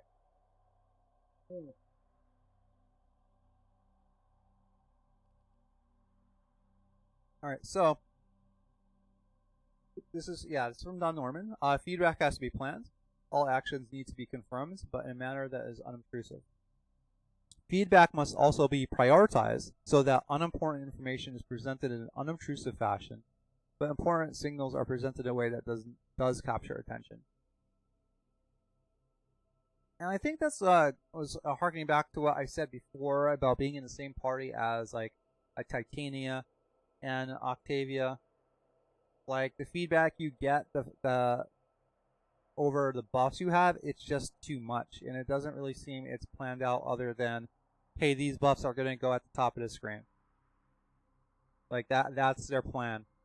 And there have been times, and I think there are still current cases in Warframe where you do receive buffs or something similar, and they have yet to work their way into the user interface, or those things had to be requested by the community for quite a while before EE's like, you know what, maybe it is a good idea that the player has some idea what the values of these things have, considering it could be like, life or death in the mission, whatever.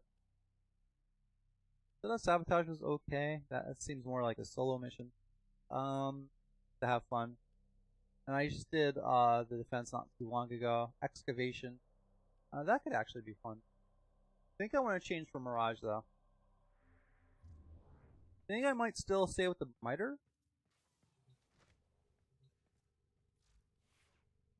Not sure. What do you think, Tsukage? Do you have any preference towards the frames or weapons I should use?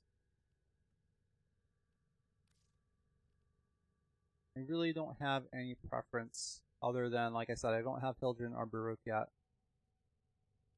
I'm probably not going to get them for a while unless I get some plat discount when I actually have cash. I got a 75% last week, but I did not have the go to buy it. Money's not that free flowing at the moment. I was already Cora today. If I'm going to go do an excavation, what is it? Lift. It's on Earth. So, Garo wouldn't be too bad. Frost is a good old standby. Lawbon wouldn't be so bad, but they will shoot right through the depending how long I'm going to stay for. That's really a big factor too. So if I'm going to stay for an hour, then it might get rough. But I guess I'll pick Frost. I used to play him all the time. And I could still stick with the miter. See what elements I have on it. Oh, no wonder I was on fucking status. As my IPS build. So this is viral. Oh, that didn't even have my ribbon on it. Oh my goodness. No wonder. No wonder. Aha.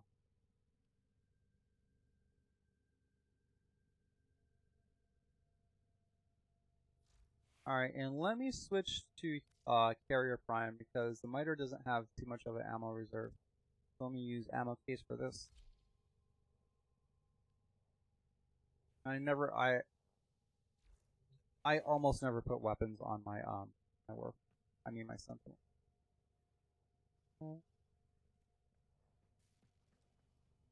I have static core. I kind of want to get off the static core too. It's a really good weapon, but I just want to play with something else here. Alright. Maybe something a little bit more long range. I mean, the miter is long range, but it's slow getting to where you want it to go long range. Let's see how the ballistic is looking. Let's see how the form situation on this is looking too. And please remind me, Tsukage, to use my arch weapon to level it up, because it's not going to get leveled up if I never use it. So what does this need? Another, does this need another V slot?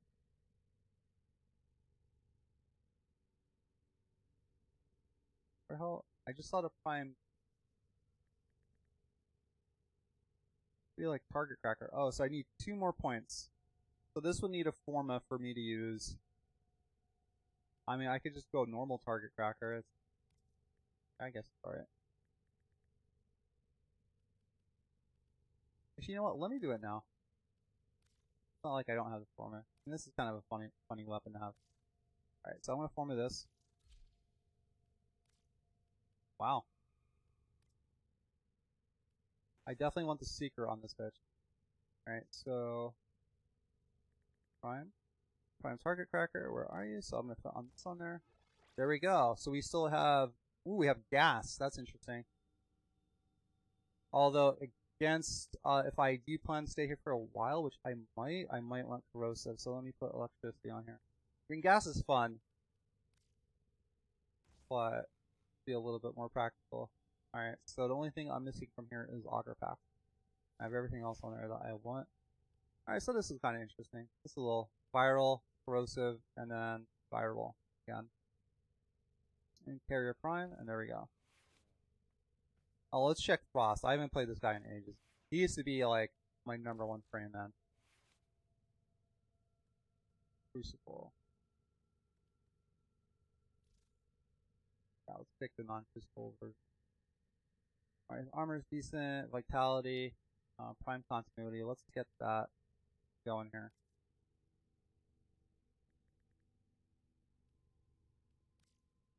ISO of Impedance, I'm a big fan of that. Prime flow. Stretch, I definitely want on him.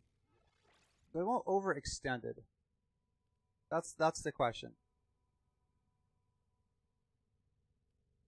Because there is an armor stripping version of Frost I can go for with these 2 slots I have left. You have to farm Manix. Tsukage says right now I'm using a Hero. Just got him yesterday. A Hero is pretty legit, dude. He's a little bit more skill intensive than most other frames, because if you want stuff to happen, you have to be the one making kills, man. But I do like his concept, and I love his alt helmet, man. I love him. Now you got me talking about him. After I'm done with this mission, I might actually play Hero. Alright, so I got 2 more slots. I guess I'll go Streamline. And I think I can afford Transient Fortitude. No, that's 16. That's 16. If I went this way. Yeah, that's still kind of balanced. Now let me see what how much armor strip I get. 62%, so that's not too bad.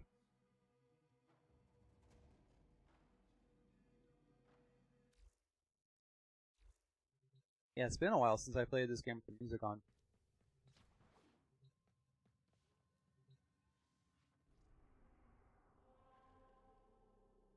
Now, getting back to Don Norman's quote here, I'm not going to go out on a limb and say Warframe or DE does not plan its feedback, like how the player is going to get feedback. That's kind of silly to take it to that extreme.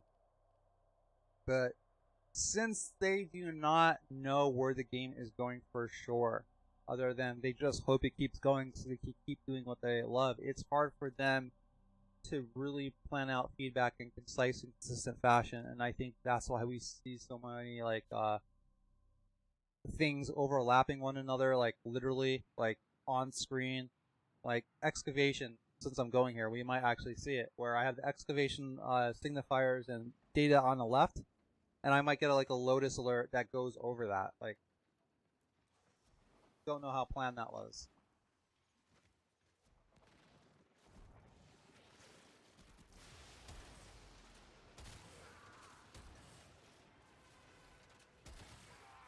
Yeah, punch through a 4. These guys are not hiding behind any kind of cover. Wish I could use this in the division, man. Oh, he's on top of it. Okay, that's good.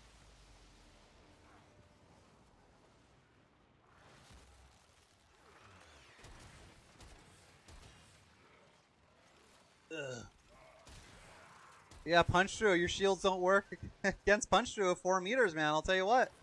You need about 100 more of those shields. Oh, I don't have the...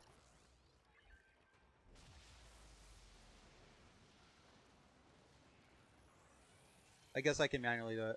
I guess I can be bothered.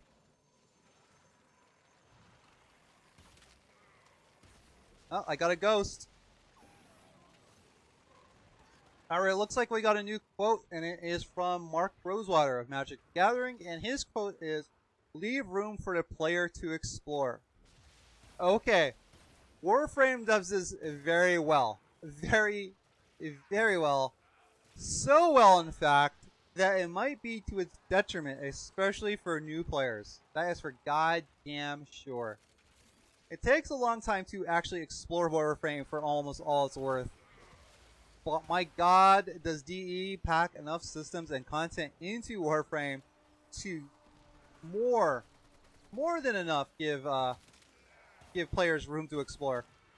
It like goes overboard on that. Yeah, this is a nice, fun little weapon. Where's the excavator? Did I let it die right? Oh no, it's over here.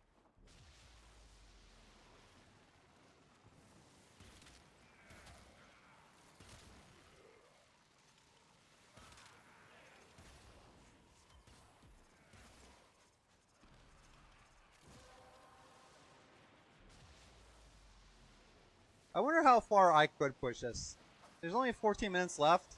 I might actually stay how long.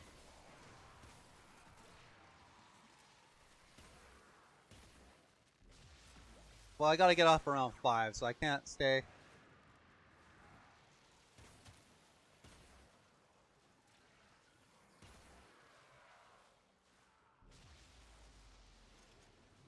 And I got the miter. Got it corrupted, so I might want to switch to that. Or no, my corrupted buff's already over. Never mind. Never mind, buddy.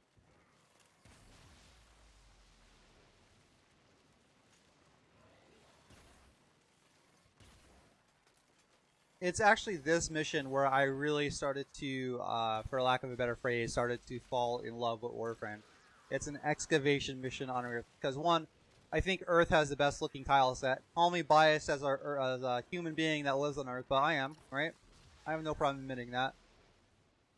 But once I got a good feel of the game, once I had mods that were worth a damn, I didn't have Frost Prime back in that day, but I kept running excavation missions, or the drills in one mission, solo, until the enemies got real high. And then the best part is, when I was heading towards extraction, I noticed the enemies kept coming. So I was like, I wonder how long they're going to keep coming for. And they just kept coming after me, and they kept getting higher in level. It only happened once or twice, but I fucking loved it. Oh. I guess this one? Good status weapon, at least?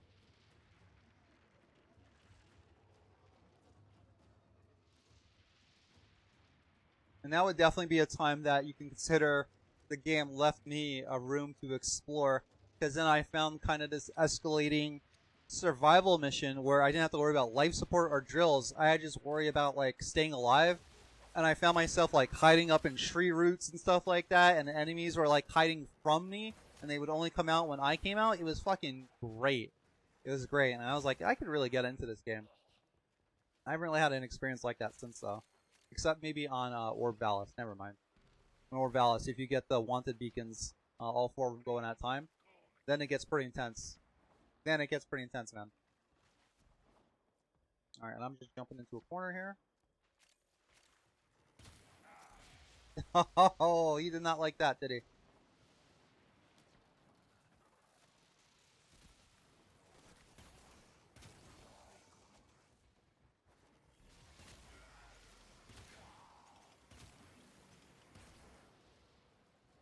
Got the ghost going on here.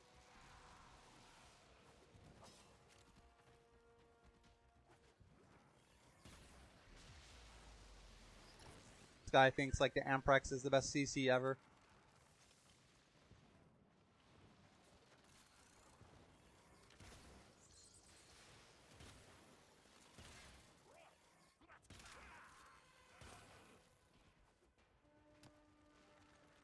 A lot of things are good crowd control against these level 1 nothing burger mobs, dude.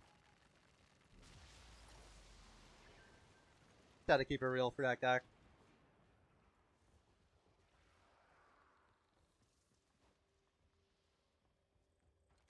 Alright, and that is D, and that is full. Okay. Not only should I be able to tell what's going on the side here, I really feel like by looking at the drill, I should get like, is it full or not? Does it need any more power cells? In addition to what's going on the side. I really feel that way. Yo, Tsukage, man. I think I asked you a couple times, how is school coming? I don't think you gave me an answer. Hope you're not slacking, buddy. Only person that's gonna be slacking here is me. Is me, buddy. Did I not get the corrupted buff? I guess not.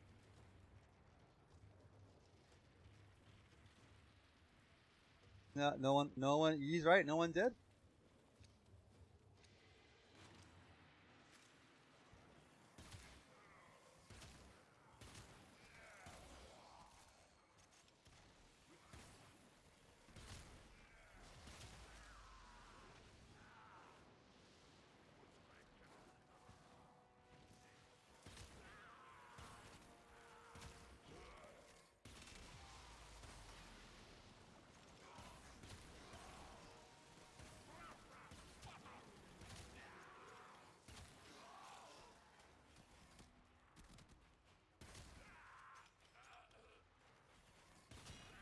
Ghosts don't look like they're really doing anything though.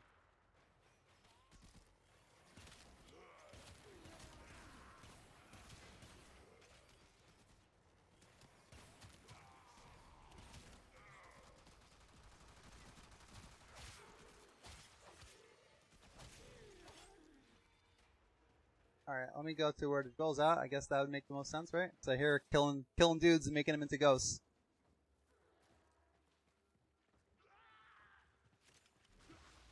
Getting closer.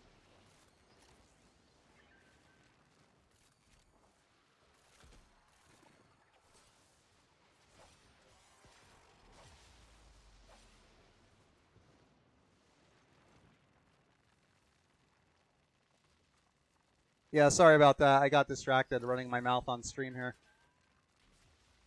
Alright, and I only need 2 more, I only need 2 more, and there we go. Looks like we're good. School's fine, man. Why isn't it great? Why isn't it great, dude? Why is it just fine? I want to know, Tsukage. I want to know.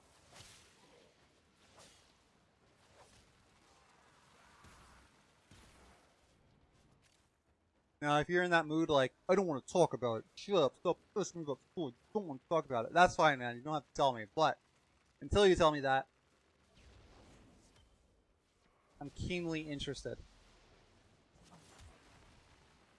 Maybe it's the whole artist thing. I don't know. But I am. I would say sue me, but I don't have enough money to get sued right now. You're going to have to hold off on that for at least a few more years.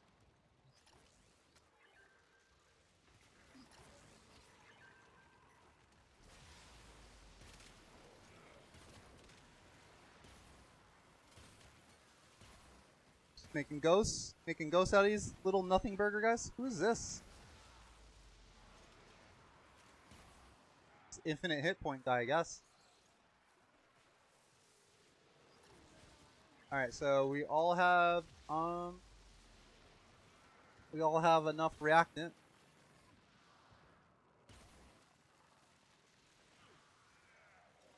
Yeah, but Warframe, not only does it give you like a whole, I don't want to say a whole solar system to explore because that's the illusion it wants to sell. It gives you about like 40 or so procedurally generated nodes to venture on. Maybe more than 40. I don't know. 40, 60, 40 to 80. That seems safe.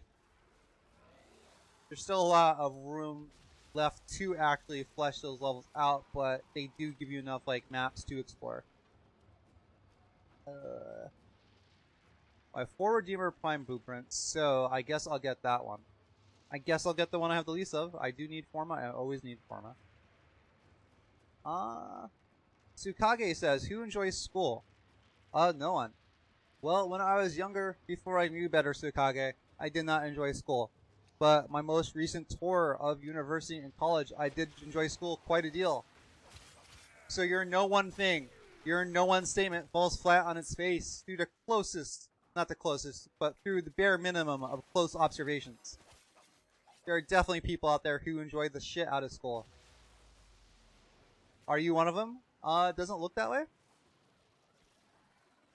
But from what I understand, you have the ability to control your curriculum more so than your peers do who may go to a traditional school. So that's why I was curious how school is going for you, because if it's not going well and you're not enjoying it, then, well, what's going on, buddy? What's going on? If you get to guide the ship a little bit, then what's going on? Why don't you enjoy it?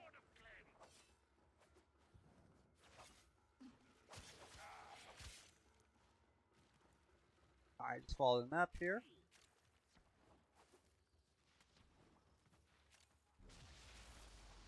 Do they already have a drill on? Yeah, they do. They do have one going already. So let me get that one first. As soon as I miss my jump, then I'll get up there. You gotta do that whole miss jump. It's crucial to get the mission going.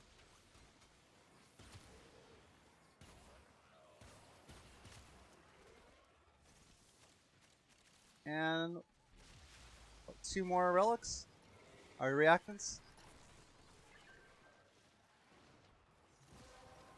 And there we go.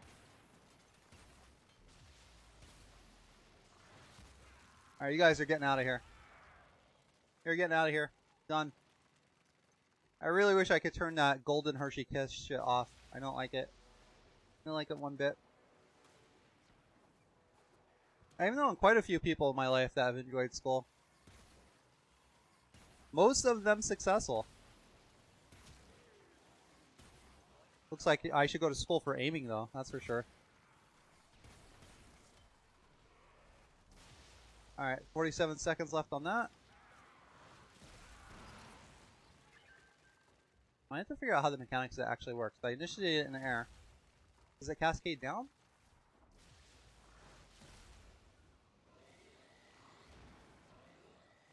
No, it just goes in the air. Now, does it go where I aim? Let's try it. No, it does not. Okay.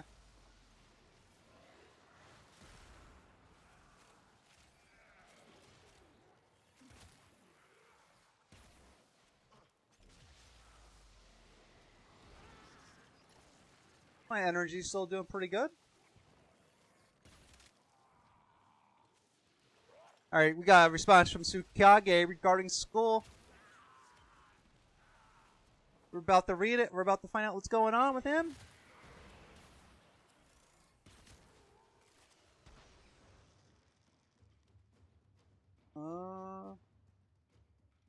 I guess I'll get the Limbo Prime systems. Alright, Tsukage says, I used to enjoy school when I was younger, when I was in public school. I got sick of it in middle school and decided to homeschool in high school.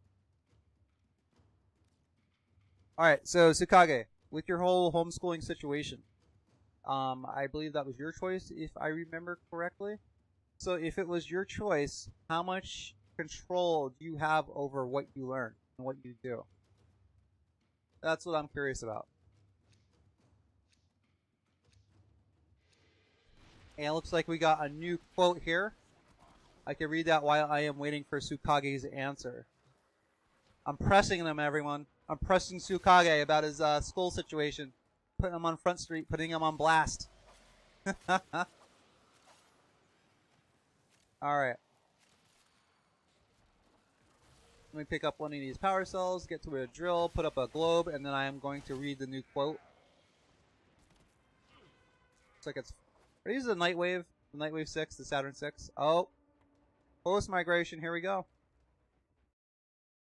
Alright, so the new quote is, when people use something, they face two gulfs. The gulf of evaluation, where they try to figure out how it operates, or the gulf of execution, where they figure out how it operates, and the gulf of evaluation, where they try to figure out what happened. The role of the designer is to help people bridge those two gulfs.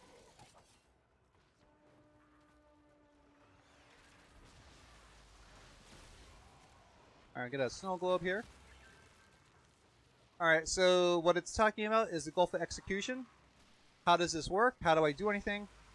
And the gulf of evaluation, which, when applied to Warframe, again, it has a signifier issue. It has a disproportionate signifier and affordance ratio. So, there's not... Warframe doesn't suffer too many issues as far as I can think off the top of my head with the gulf of evaluation. Like, if you do something, unless we're talking about obscure, like, how much damage is this doing against the Eidolon? You know, how much damage reduction does it have? Like, weird stuff like that. Is more so Warframe really suffers in the gulf of evaluation, the gulf of execution department, where you're trying to figure out how stuff works. Warframe brings enough of those two gulfs together, but my god, is it nowhere near finished? Is it nowhere near what it could be called like a 1.0 or gold state, you know, whatever kind of iterative terminology you want to apply to something that's constantly changing like Warframe. It's not even like halfway done. Still so many things a player has to look at, and when DE Steve, when he talks about his game industry friends that like he tells them to play Warframe and he says like they bounce right off it, it's because the gulf of execution is too vast. There's too much ground to cover right from the get-go. There's just too much. There's too much. How do I do this? What does this mean? How do I get this done? Where do I go? How does this connect with that? How does that connect with this? There is just too much going on as far as that's concerned. level 9 enemies. This is pathetic. Alright, that guy's already dead. That's why I was not doing any damage to him, because he was already dead.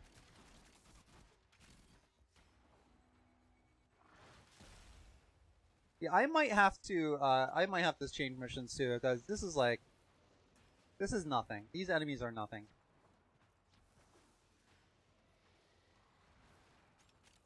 One more drill though. One more drill. And I think Tsukage said something, so let me get to that. Alright. I need to meet certain requirements every day in order to play games, watch YouTube, etc. Okay. Now, how much control do you have over what you learn? That's what I want to figure it out. And let's be honest with each other. How strict are your parents in enforcing those requirements? Or do you constantly bamboozle them with guilt trips and temper tantrums to get your way? Not saying you strike me as that person, but hate to sound like the old guy, but a lot of kids today, man. A lot of kids today. That's all I'll say about it. What I just described, I see a lot in the kids today. A lot of self-entitlement, a lot of guilt trips, a lot of tantrums. You may not be like that at all, but that's why I'm asking, so I can know instead of speculate. Yeah, I can't really feel accomplished doing this. I really would have to stay here for an hour to get the most out of this. I think this already has vital acceleration on it, or does it?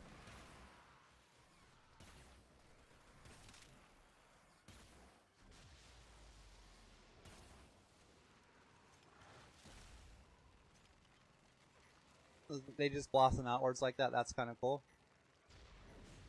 Again, I just wish it didn't have the Hershey Kisses in the middle.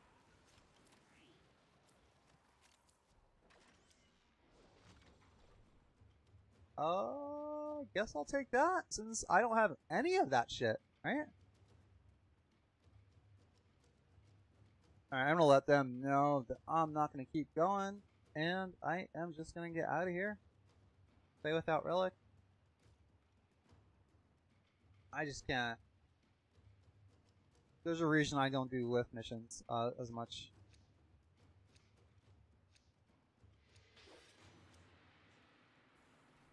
Alright, see, I got a response. Tsukage on YouTube says, they have control over a lot of what I have to do. Okay.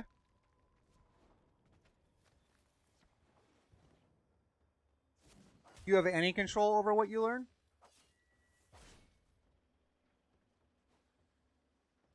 Get some coffee here.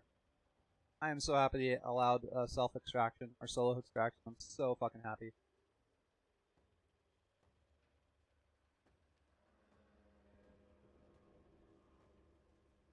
What was that?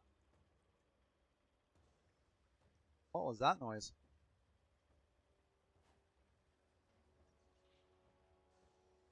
The wolf spawn in here? Is that what's going on? Alright, the next quote is from Mark Rosewater while I'm waiting for Tsukage to tell me how much control he has over the subjects he learns. The next quote is from Mark Rosewater, and he is saying, allow your players to have a sense of ownership. Okay, if you took that as a literal face value, you could be like, well, when you buy the game, you own it.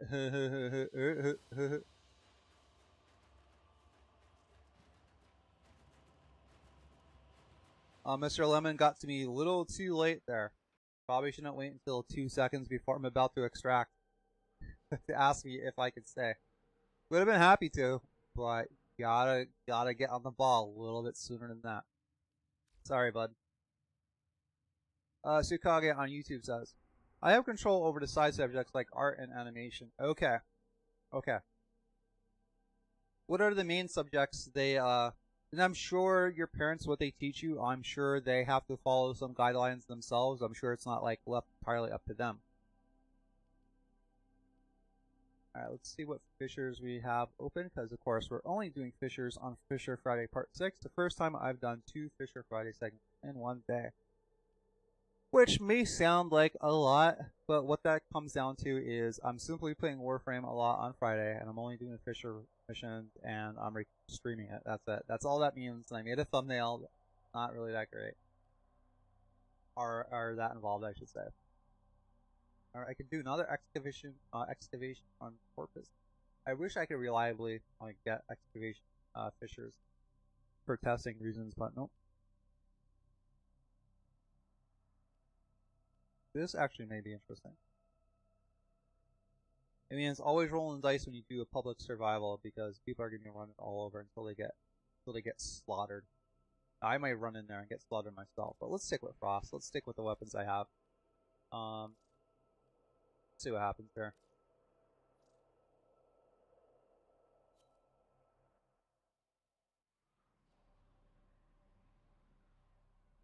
But getting back to what Mark Rosewater said, allow your players to have a sense of ownership. The most clear-cut way I feel that a designer can allow players to have a sense of ownership in the game is customization. And as I've said before, a third of Warframe's core loop is customization. The full loop is combat, customization, and collection.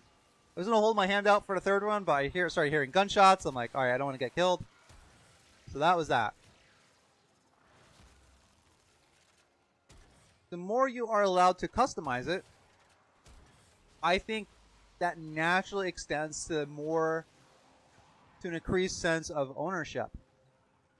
Because customization, personal customization, that's putting your personal effect, your personality on or in the subject in question. In Warframe, we could customize the weapons we use. We could customize how they look. We could customize what mods are on them. Our Warframes, again, colors, what mods are on them. We also get some fashion attachments like Sidanas and shoulder pieces. So Warframe has a good baseline of customization / personalization options. So I think because of this increased sense of ownership versus something like maybe let's say Gears of War, I'd say like that's why there's such a strong community in Warframe that supported it through the trials, tribulations over the past 6 years, because the sense of ownership in this game, it's pretty high. Or at least it's relatively high. I'm sure if someone old school head is like, well, hey, when I was playing All Points Bulletin, the customization options in that game put this game to shame. I'm not arguing that. I'm not arguing that at all. I'm just saying Warframe, compared to its peers, offers a higher than average amount of customization / ownership. Sukage on YouTube says, yeah, there's a guidebook they have to follow. They cover stuff like math, English, history, science, etc.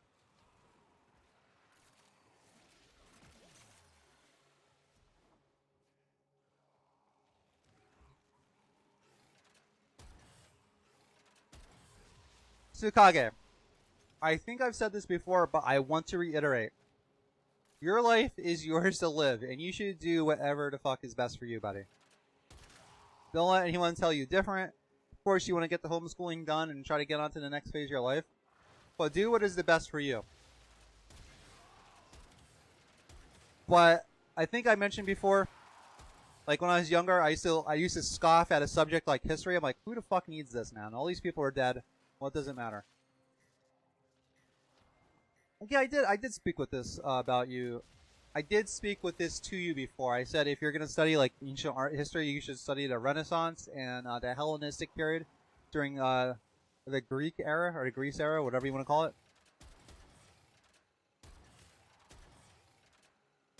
But I think it will serve you very well if you try to actually get a project done, like a serious project that won't take years and years. Like try to get something done that's going to take a couple months. Because I'm sure, I'm almost positive you're going to run across things that you're deficient in. And there's a good chance what you're getting taught at school by your parents or whatever, there's a good chance that what you're deficient in can be expanded upon by what you're already learning. So you may try to make this animation, right? With this well-written dialogue. And then you put it out there in the world on YouTube or whatever. And people are going to be like, yeah, the animation's okay, but your grammar fucking sucks. Like, why are these people not speaking right? Why are they not talking right? And you're like, wow, I guess I should pay more attention to English. You might try to make like some kind of mythology type of thing, right?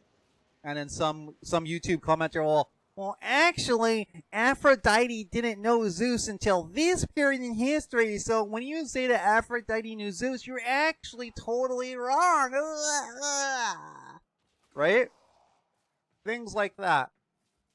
And needing information and improvement because you have identified a deficiency in your own work, especially for an artist, I think that will help you grasp onto subjects and learning better. And I'm not saying you're a bad learner. I'm mostly speaking from personal experience, man. Like, you know, what finally got me into the groove for appreciating the stuff that I was taught. I just wish I would have realized it earlier. I really, really do. Alright, so I have 10 reactant.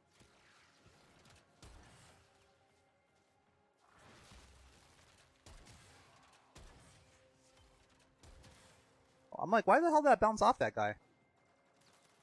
Look at the time. 5 minutes. Already dead. Where the hell's Life for Rio at? Where is he at? I'll listen to those sound effects. Hydroid, Piranha Prime, Fang Prime, nope. I guess I'll get the Hydroid Prime. I could see that maybe a Warframe is a little bit more in demand than all these other things, but no, Piranha Prime is actually pretty good. I actually do not have Piranha Prime yet. I gotta fix this mic before tonight. It's a little awkward with where the cords are and everything.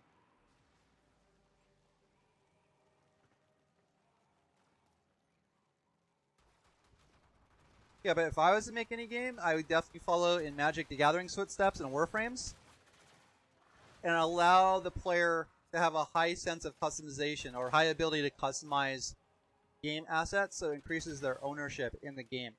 That's easier said than done, but that's my plan. I'm pretty sure I can make a game before I die. I've done a lot of things in life I didn't think I'd be able to do, but eventually on my off days, I'm going to start learning Unreal Engine, or even playing with Dreams from PS4, depending on when that comes out. One of those two, or perhaps both.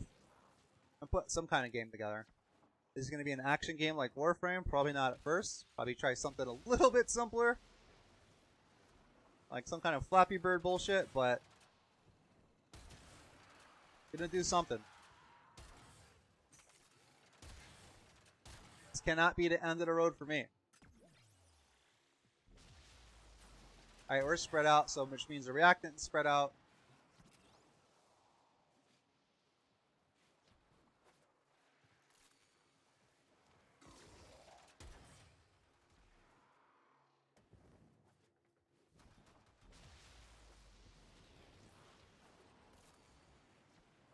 Hell, you can even say the way you move around the environment is very personal. Well, that's 10 minutes already? Holy smokes. Holy smokes! These quotes are flying by. Alright, so. Ooh, got that guy. And how much reactant do I have? 4, okay. So did the hard Iron Man landing. The hardest of knockdowns. As they would say in Dragon Ball Fighter Z. The hardest of knockdowns.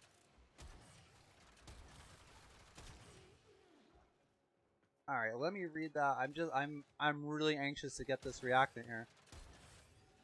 I still have about 2.5 minutes, but I would just feel a lot better if I had the full 10. Alright, so I need 2 more.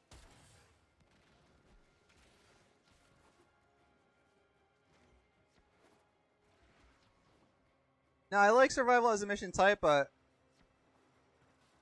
like I said, it's the counter to it for pub groups is people are going to run all over. And when you join a pub group, it's my personal belief that you really shouldn't expect anything from anybody because they're playing the game how they want. And if I was so inclined, maybe I should have formed like a private party to play a game a certain way. But God, is it annoying. That doesn't mean I can't be annoyed by it.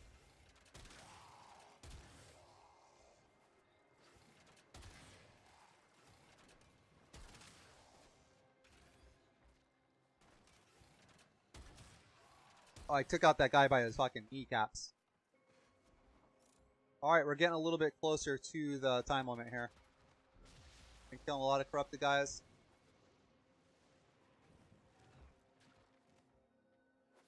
Alright, I'm not seeing any reactant. Getting a little bit worried.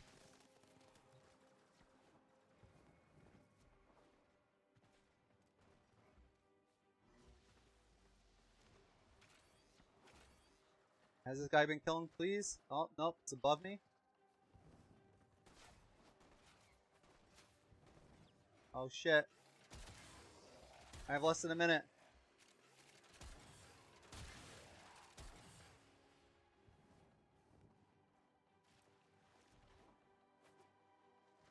Oh man.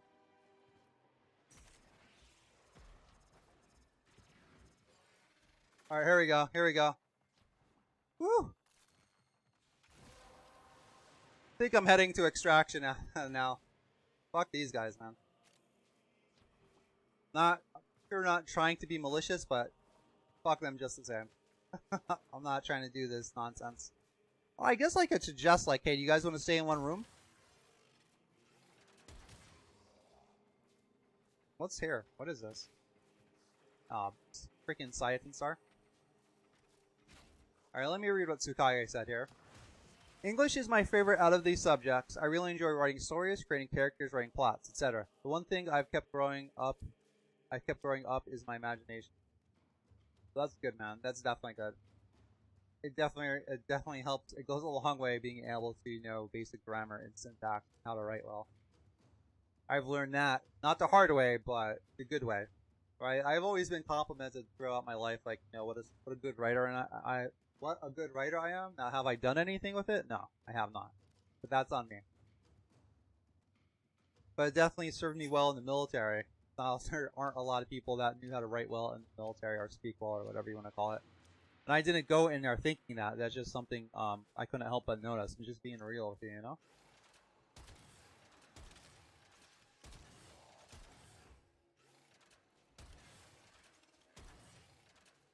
Alright, so they're all dead.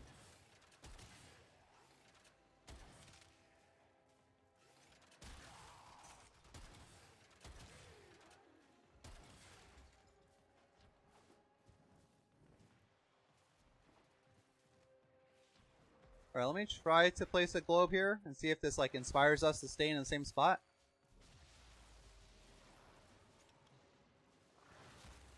We'll see. We'll see how it goes.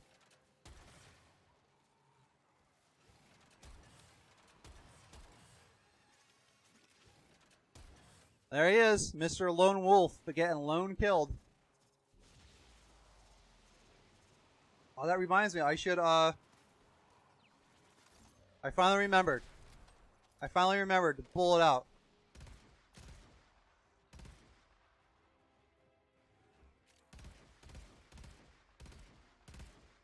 Did I actually kill that thing? Oh, I need to punch through on this weapon so bad!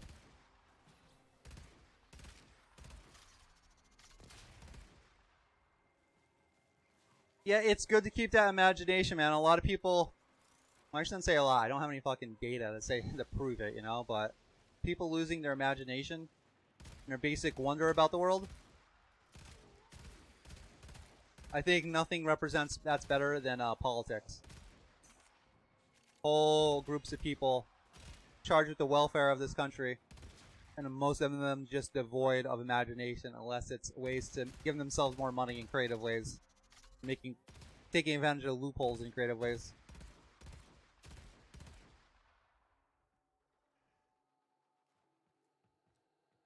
Alright, so I have 3 reactant. How much does everyone else have?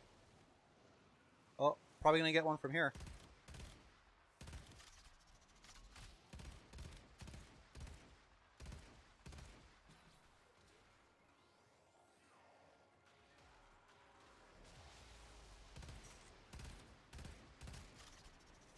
I want to suffer for a little bit.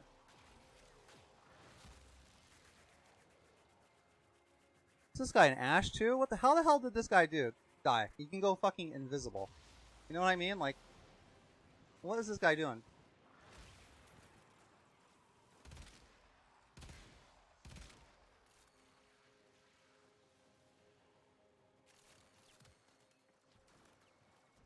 Like, Ash is one of the better weapons. Well, technically he's a weapon, but he's one of the better frames in the game. Because he can go invisible. Like, I don't know what that player is doing. Besides dying. Ooh. Even though my weapon's corrupted, has a corrupted buff, I want to finish out this Archwing Cygnus. Might be able to, depending on what enemies come here. I hear a fissure somewhere.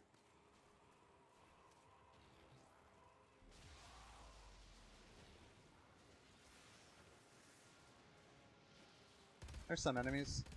Not too many though, unfortunately. I missed that guy like 6 times.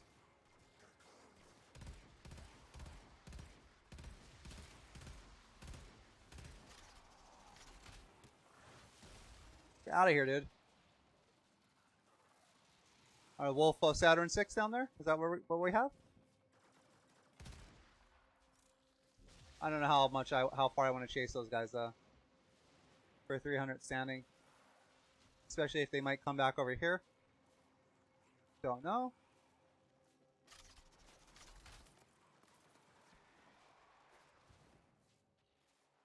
If they want to stay here until like around 5 though, I will. I definitely will.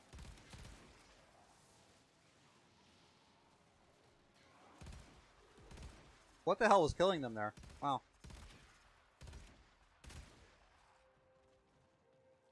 Not sure. Not sure what was killing them there. But I got 10 reactants, so I'm good. It looks like they have 10 reactants, so they're good. Alright, I definitely have time to read Tsukage's comment, so I will. I don't know if I ever told you, but when I first got Warframe and scrolled through all the different frames you could get, I instantly wanted to get Hero. No, you never did tell me that. No, you did not, sir. What is it about Hero that drew you to it? Is your family like really religious? Is that the reason? I'm honestly just curious. I'm just asking. I don't even know if that's the one I wanted, but whatever. Now, let me get to this quote too. I think I just let it languish there. Design is concerned with how things work. Oh, this is just a general design quote. It does apply to Warframe, but not in any specific way. It's not like Warframe wasn't designed, or it has good design elements, has bad design elements. I'm going to refine these quotes as I go along. But this is more for like people that may come across the stream and don't know what design is like formally. This would be like a talking point for that. But maybe I'll keep it in. I don't know. I'll have to see how it goes.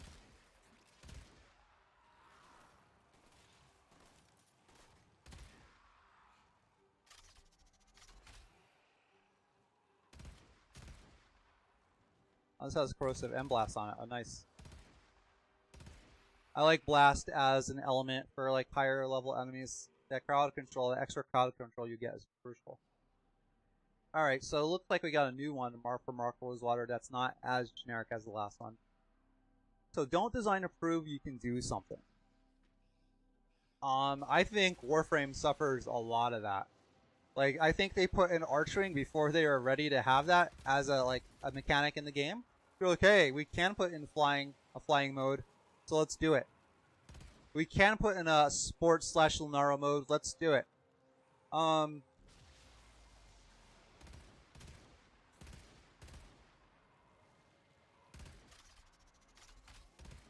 Oh, missed it. Alright, life support. Alright, we got another extractor. I should be good. Frost is a good frame to solo with. Until Nullifier runs into his bubble, then I'm kind of fucked. What? The fuck just happened? It just took me back to the extraction point. Okay. I'm definitely by myself. Alright, let's see how this goes. This could be interesting. Tsukage said no, they would hate Hero. I just really like the Dark Priest aesthetic. Oh, okay. Are you into anything else that has like a Dark Priest aesthetic? Or did that just come out of nowhere because he looks very cool?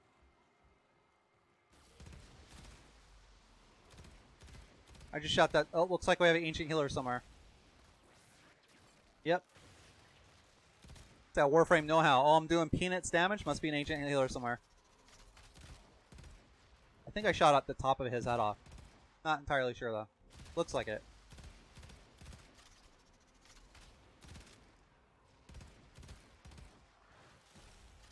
Casparus Grecius, what is up? What is up with you, buddy? What's up? Doing a Friday Fissure Part 2. Tsukage says, or pretty much anything with dark robes or capes. That's probably why I like Batman and Joker so much. Fair enough, man. I kind of like your style. I'm into that stuff too. Maybe not so much the dark priest stuff, but it's something I can appreciate. Guess I'd be more like a dark angel. But I might be splitting hairs at that point, you know?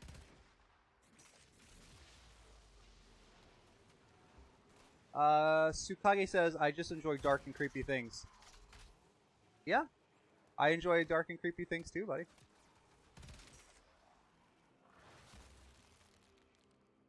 Yes, Casparus Gracius. He stopped by earlier this morning.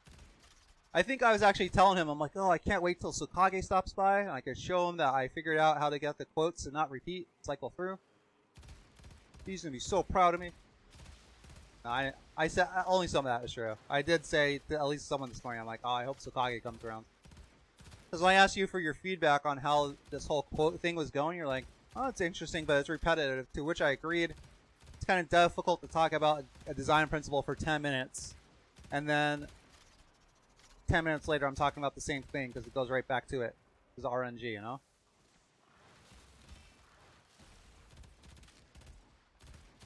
Oh, life support's getting low. It's getting low, son. Let me fix that right now. Let me fix that right now, son.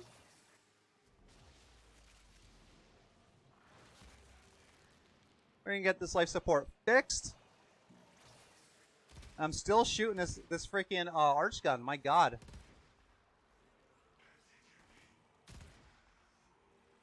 And I could still go for another life support. I'm still not nowhere near max.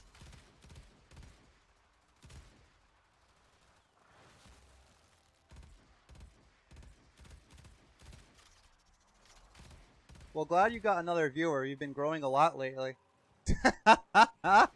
I mean, compared to zero. Compared to zero, you're absolutely right. You're absolutely right, buddy. The Tsukage. You're the first regular. The first person to actually chat with me when I started was that Pre-6 guy that comes around, but he just got a job, I believe. So he doesn't come around as much. And I'll keep going. This is getting kind of interesting. I'm definitely liking this machine gun here.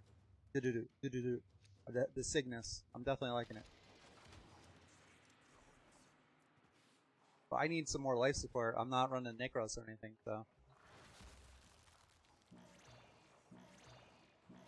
Let me clean up these globes a little bit. Don't want it to interfere with my gunfire. Alright, we're at 73. This isn't so bad. It's not 90%, it's not 100%, but it's not bad. It's not bad. It's not bad.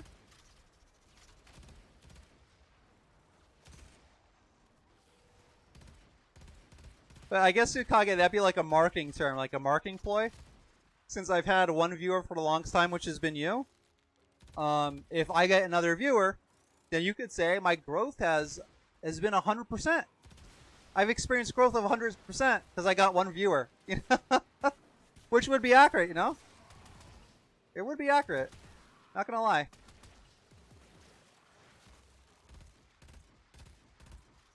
Alright, life support's at 50%, but I have like practically no reactant.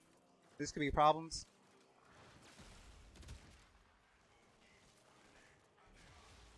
I'm not so much worried about the life support. I think I could keep that under control for a little bit, under wraps, as long as I'm paying attention to it.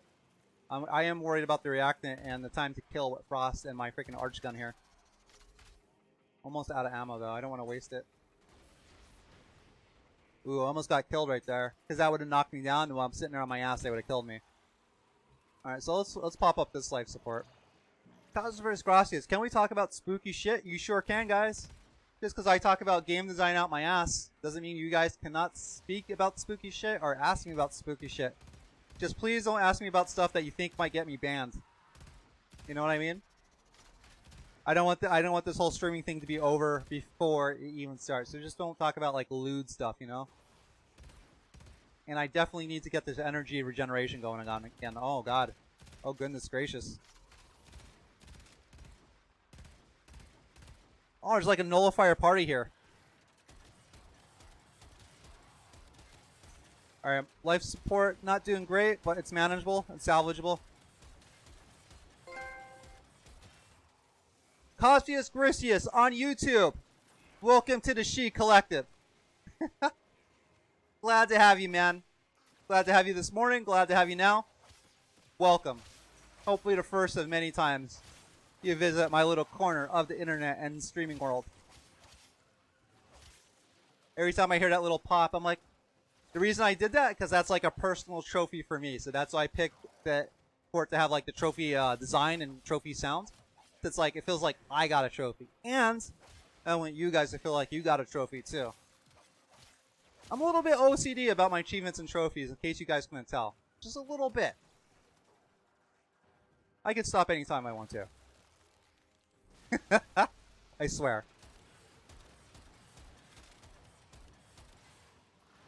What is this guy? Floating in the air? Alright, now you're dead in the air.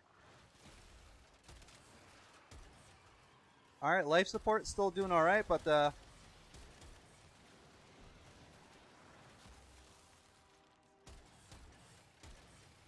getting a little crazy. It's getting a little crazy.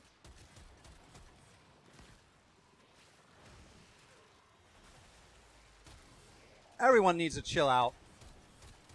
See what I did there? Alright, let's pop this life support. Who am I fooling? I need it. Let's get some energy regen going on here. Do you like spooky things? Because I love scary stories and stuff like that. Yeah, dude, I like spooky things. You ever heard of the game Silent Hill? Very spooky game. That game actually terrified me. Oh shit, I might die, I might die! No, we're still doing right. I need one more reactant. I only got like 30 seconds though.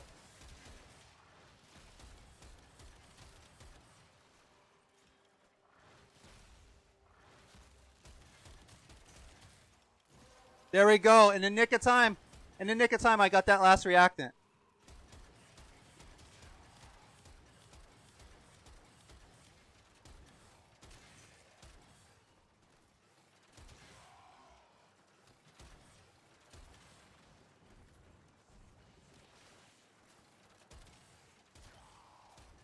Where's my relic?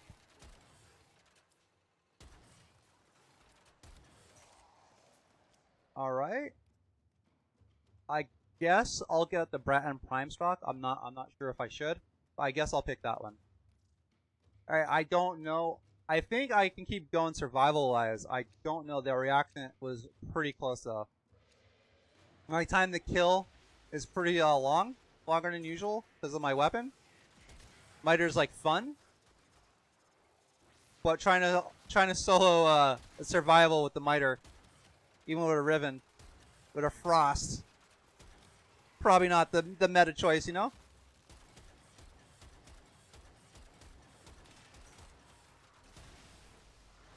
Get the hell out of here! I might have to start employing Avalanche more to strip their armor. That's a big... I'm not running corrosive, I'm running viral.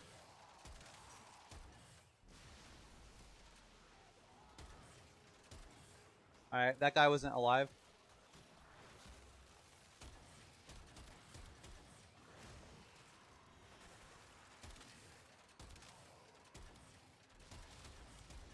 Oh, look at that guy. Even with like 60% of his armor stripped. Look at that.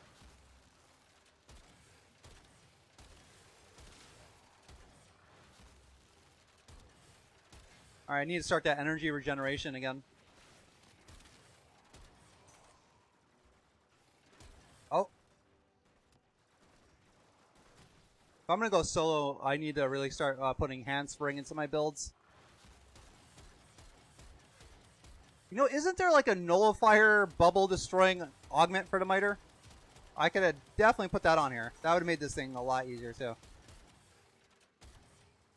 All those bleed procs not doing anything. Alright, yeah, 5 reactant, not too bad. Lave support, not great, but not impossible to work with. Alright, we need more though. Not for ourselves. We need more. Casper describes it. Silent Hill, hell yeah. I know I played the game and I watched the movie.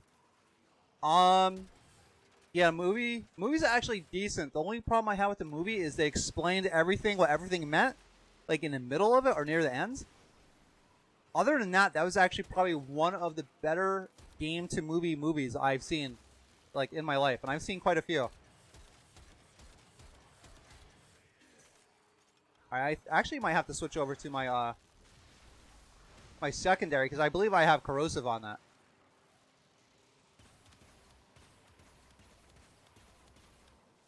Maybe not.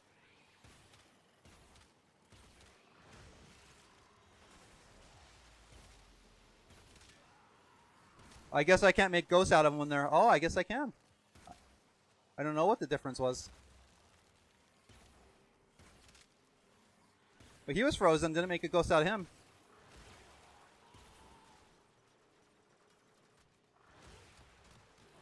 Oh, almost died there. Almost died.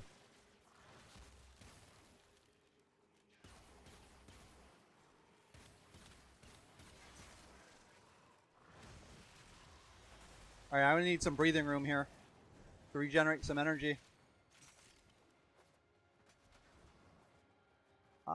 Yeah, alright, so I thought I missed a line here, a comment, but no, you guys are still where I left you.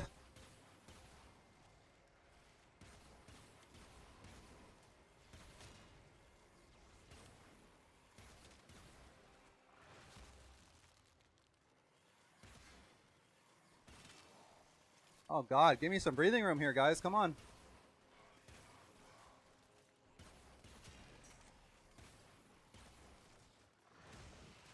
Alright, I have one more reactant to get.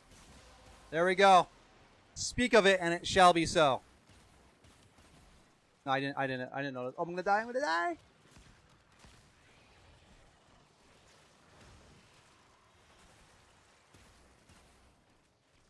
Alright, I should get some more life support here. I'm getting to that point.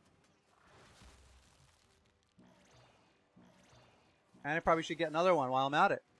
I probably should get another one while I'm at it.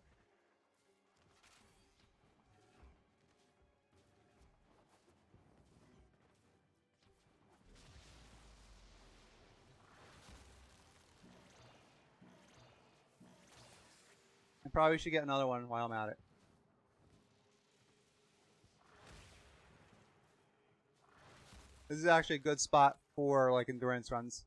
I've been here many a times in the past. Alright, sorry, can't stay long. It's night for not sure what you're trying to say there, but hey, thanks for stopping by, bud. I guess I'll get the Siber's Prime Receiver. I'm not really sure what I should get there, but I guess I'll get the Siber's Prime Receiver. I'm actually surprised I'm doing okay. Not too surprised, just a little bit. It's just been a while since I did any kind of endurance run of any kind. Not that I'm going to be here for hours. I'm going to go to 35 and then I'm going to call it quits until... Because I'm coming back on at 7 for the division, so I gotta make dinner, gotta eat dinner. Do stuff with the baby again.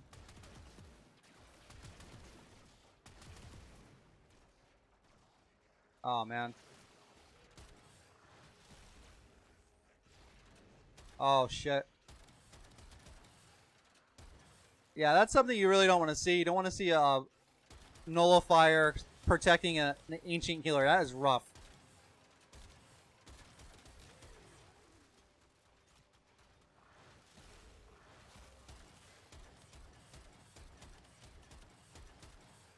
Alright, we need some breathing room. That's not going to work.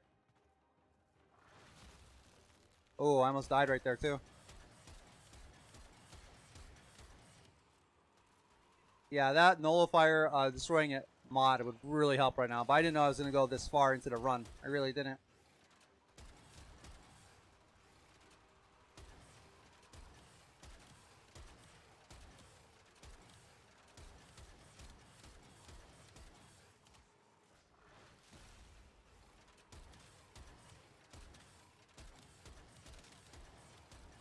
I only have one reactant because I'm not killing anything. It's taking too long. I think the miter's like topping out right now.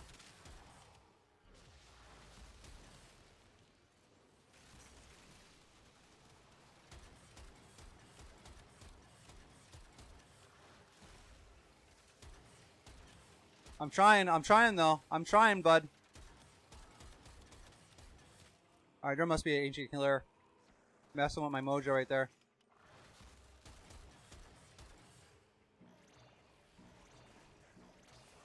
Oh man, there's all sorts of nonsense going on here.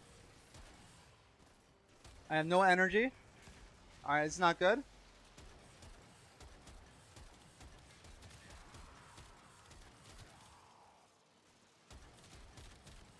I'm doing good on ammo, but short on everything else.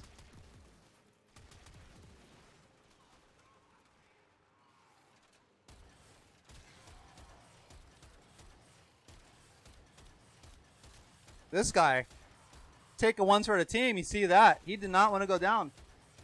Alright, life support. Alright. Reactant, not alright.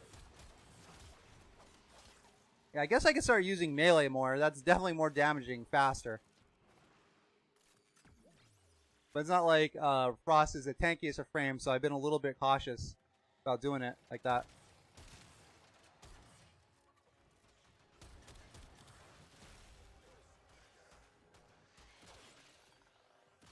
Every time I try to use a wall attack, I usually get myself killed. Almost happened right there. Oh, life support, life support. Shit, shit.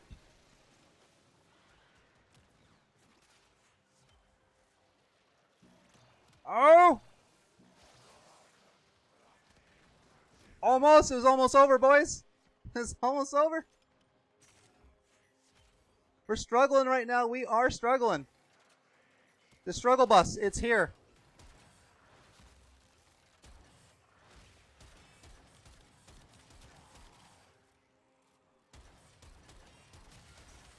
Oh, getting crazy. Life support, still doing good. Reactant, I don't think I'm going to make it.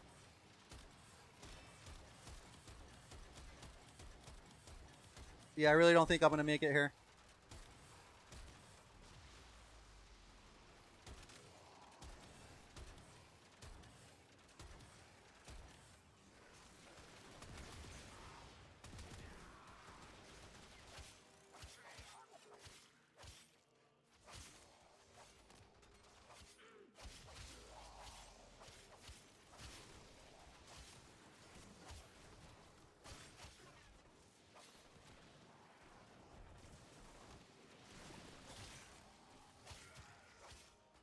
Oh, one more.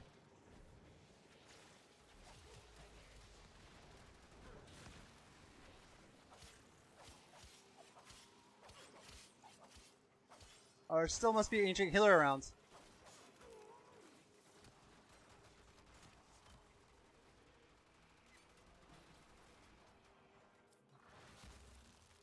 I don't know if I made it or not. No, I didn't. Alright, I'm going to get out of here. Tsukage on YouTube says, I'm pretty sure I've only told you that I'm working on an animation, but not what it's about. Yes, you are correct about that. I do not know what it's about. It is a mystery. I thought you'd tell me when you're ready, or if you want to. I totally understand when an artist is working on something and they don't want to reveal what it is for whatever reason, so I didn't press too much about it.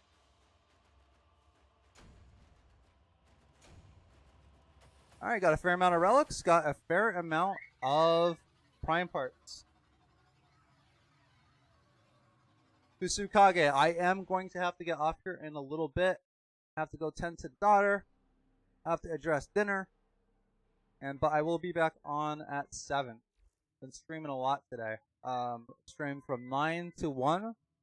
Well, 9 to 1:30. Came back on at 2:30, and now I'm about to end it for here. So 2.5 hours.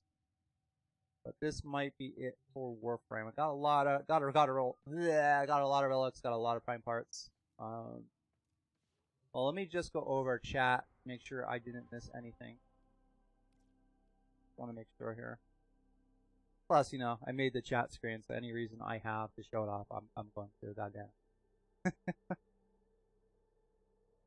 All right. Thinking about Here, let me blow this screen up. I'm thinking about increasing the opacity of the chat windows there. It seems like they're a little bit hard to make out. I mean, I thought it looks cool and everything, but especially when I'm using a white font like that, it's kind of hard to make out what's going on, the words here. Oh, God.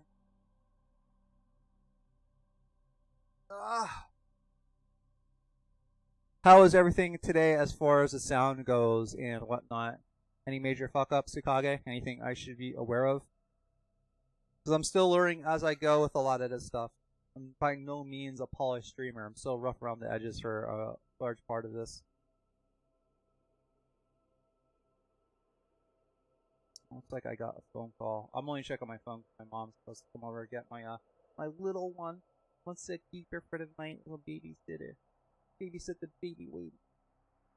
And I guess I can close this quote window because it's not like I'm reading quotes at the very end of the stream here. So let me close that out. They repeat themselves tonight, though. They don't repeat as long as I keep the window open, OBS open. But as soon as I start it up again, it starts again. I may, as time goes on, figure out a way to work around that. But for right now, I am just thrilled. I figured out a way for the per session and for the questions not to repeat.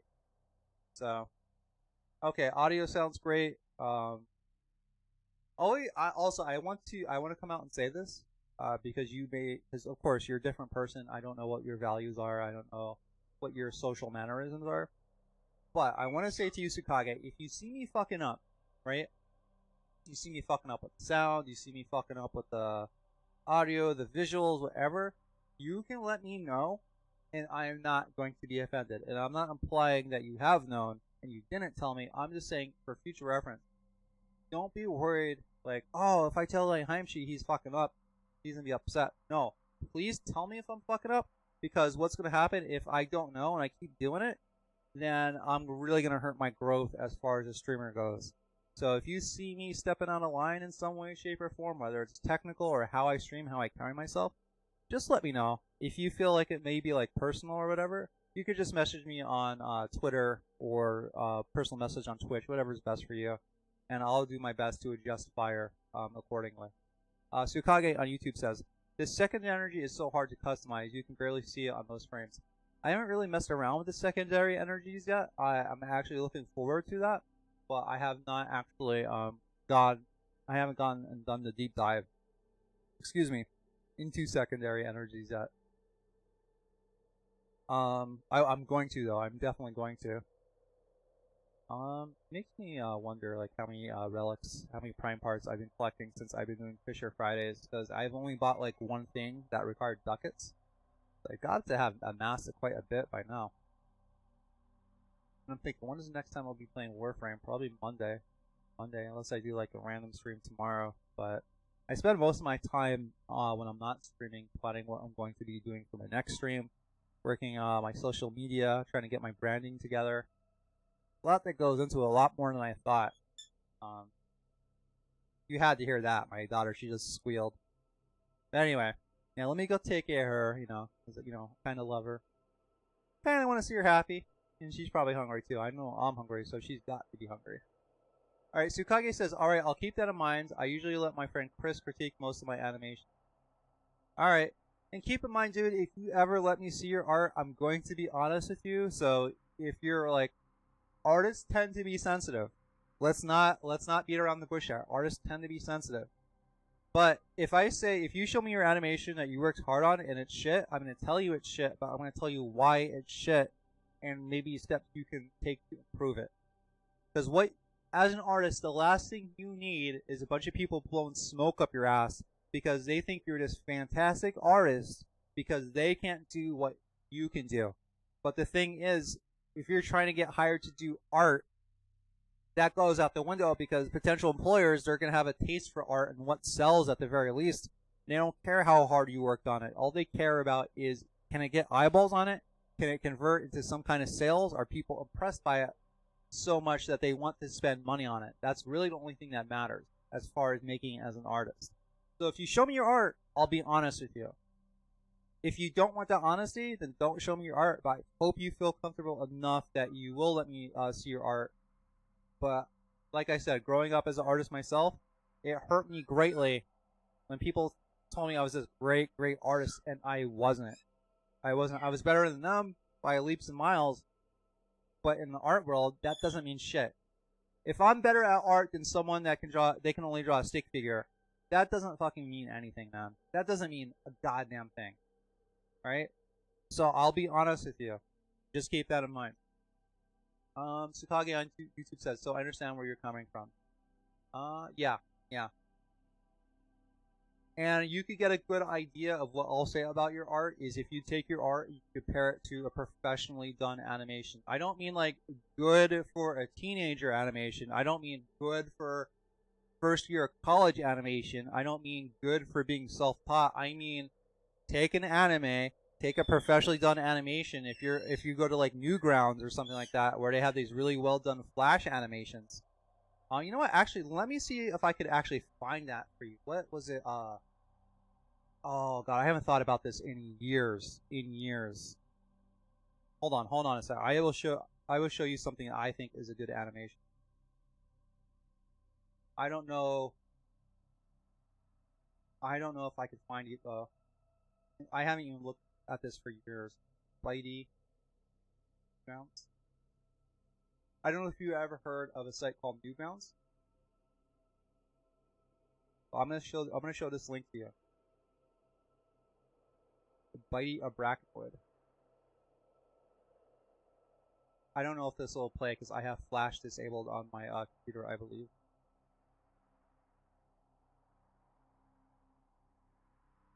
Hold on, I want to show you something. I want to show you this now that we're talking about it. Alright, let me turn down the volume.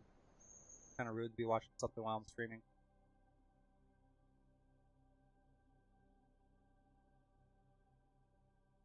I'm watching it. I'm not ignoring you, man. I'm watching this because I want to see if it's the exact thing I remember. I believe it is. I believe it is. Yeah. Okay. So Tsukage, I'm going to share a link with you. If you show me something like this, I would consider this pretty good animation. I'm not looking at your age or your background. All I care about is the animation and process. Is it to get me interested enough to buy something? All right. So I'm going to send the link of it in chat right now. There we go. So I sent that link. It's actually going out to Twitch, YouTube, and Mixer, all three at the same time. But that's fine. The only person it's really intended for is you. That is something, when I saw it, I was kind of blown away by it. It's a simple styled animation with as far as the colors go, but it's well done. So if your animation that you're working on is near that quality, I'll probably be like, Tsukage, this is pretty decent. But if it's not, I'll be like, well, you got a lot of fucking work to do, you know? Tsukage also says, is it alright if I show you the draft before I start on the line art, or would you rather like it if I show you the full finished animation? It's up to you. It's really up to you, man. I probably won't get a chance to look at it tonight. But like I said, I just sent you a link of an animation I saw years ago that impressed me, and I'm pretty critical about art. And you can look at the animation link I just sent you. If you're not near that level, then you're going to have a good idea what I'm going to think about whatever you're working on. If you are near that level, you'll also have a good idea. So let that serve as my proxy analysis, or analysis by proxy. Compare your work to something like that, because if you can arrive at those levels before you're done with school, good chance you could get employed somewhere. Or there's at least a decent chance.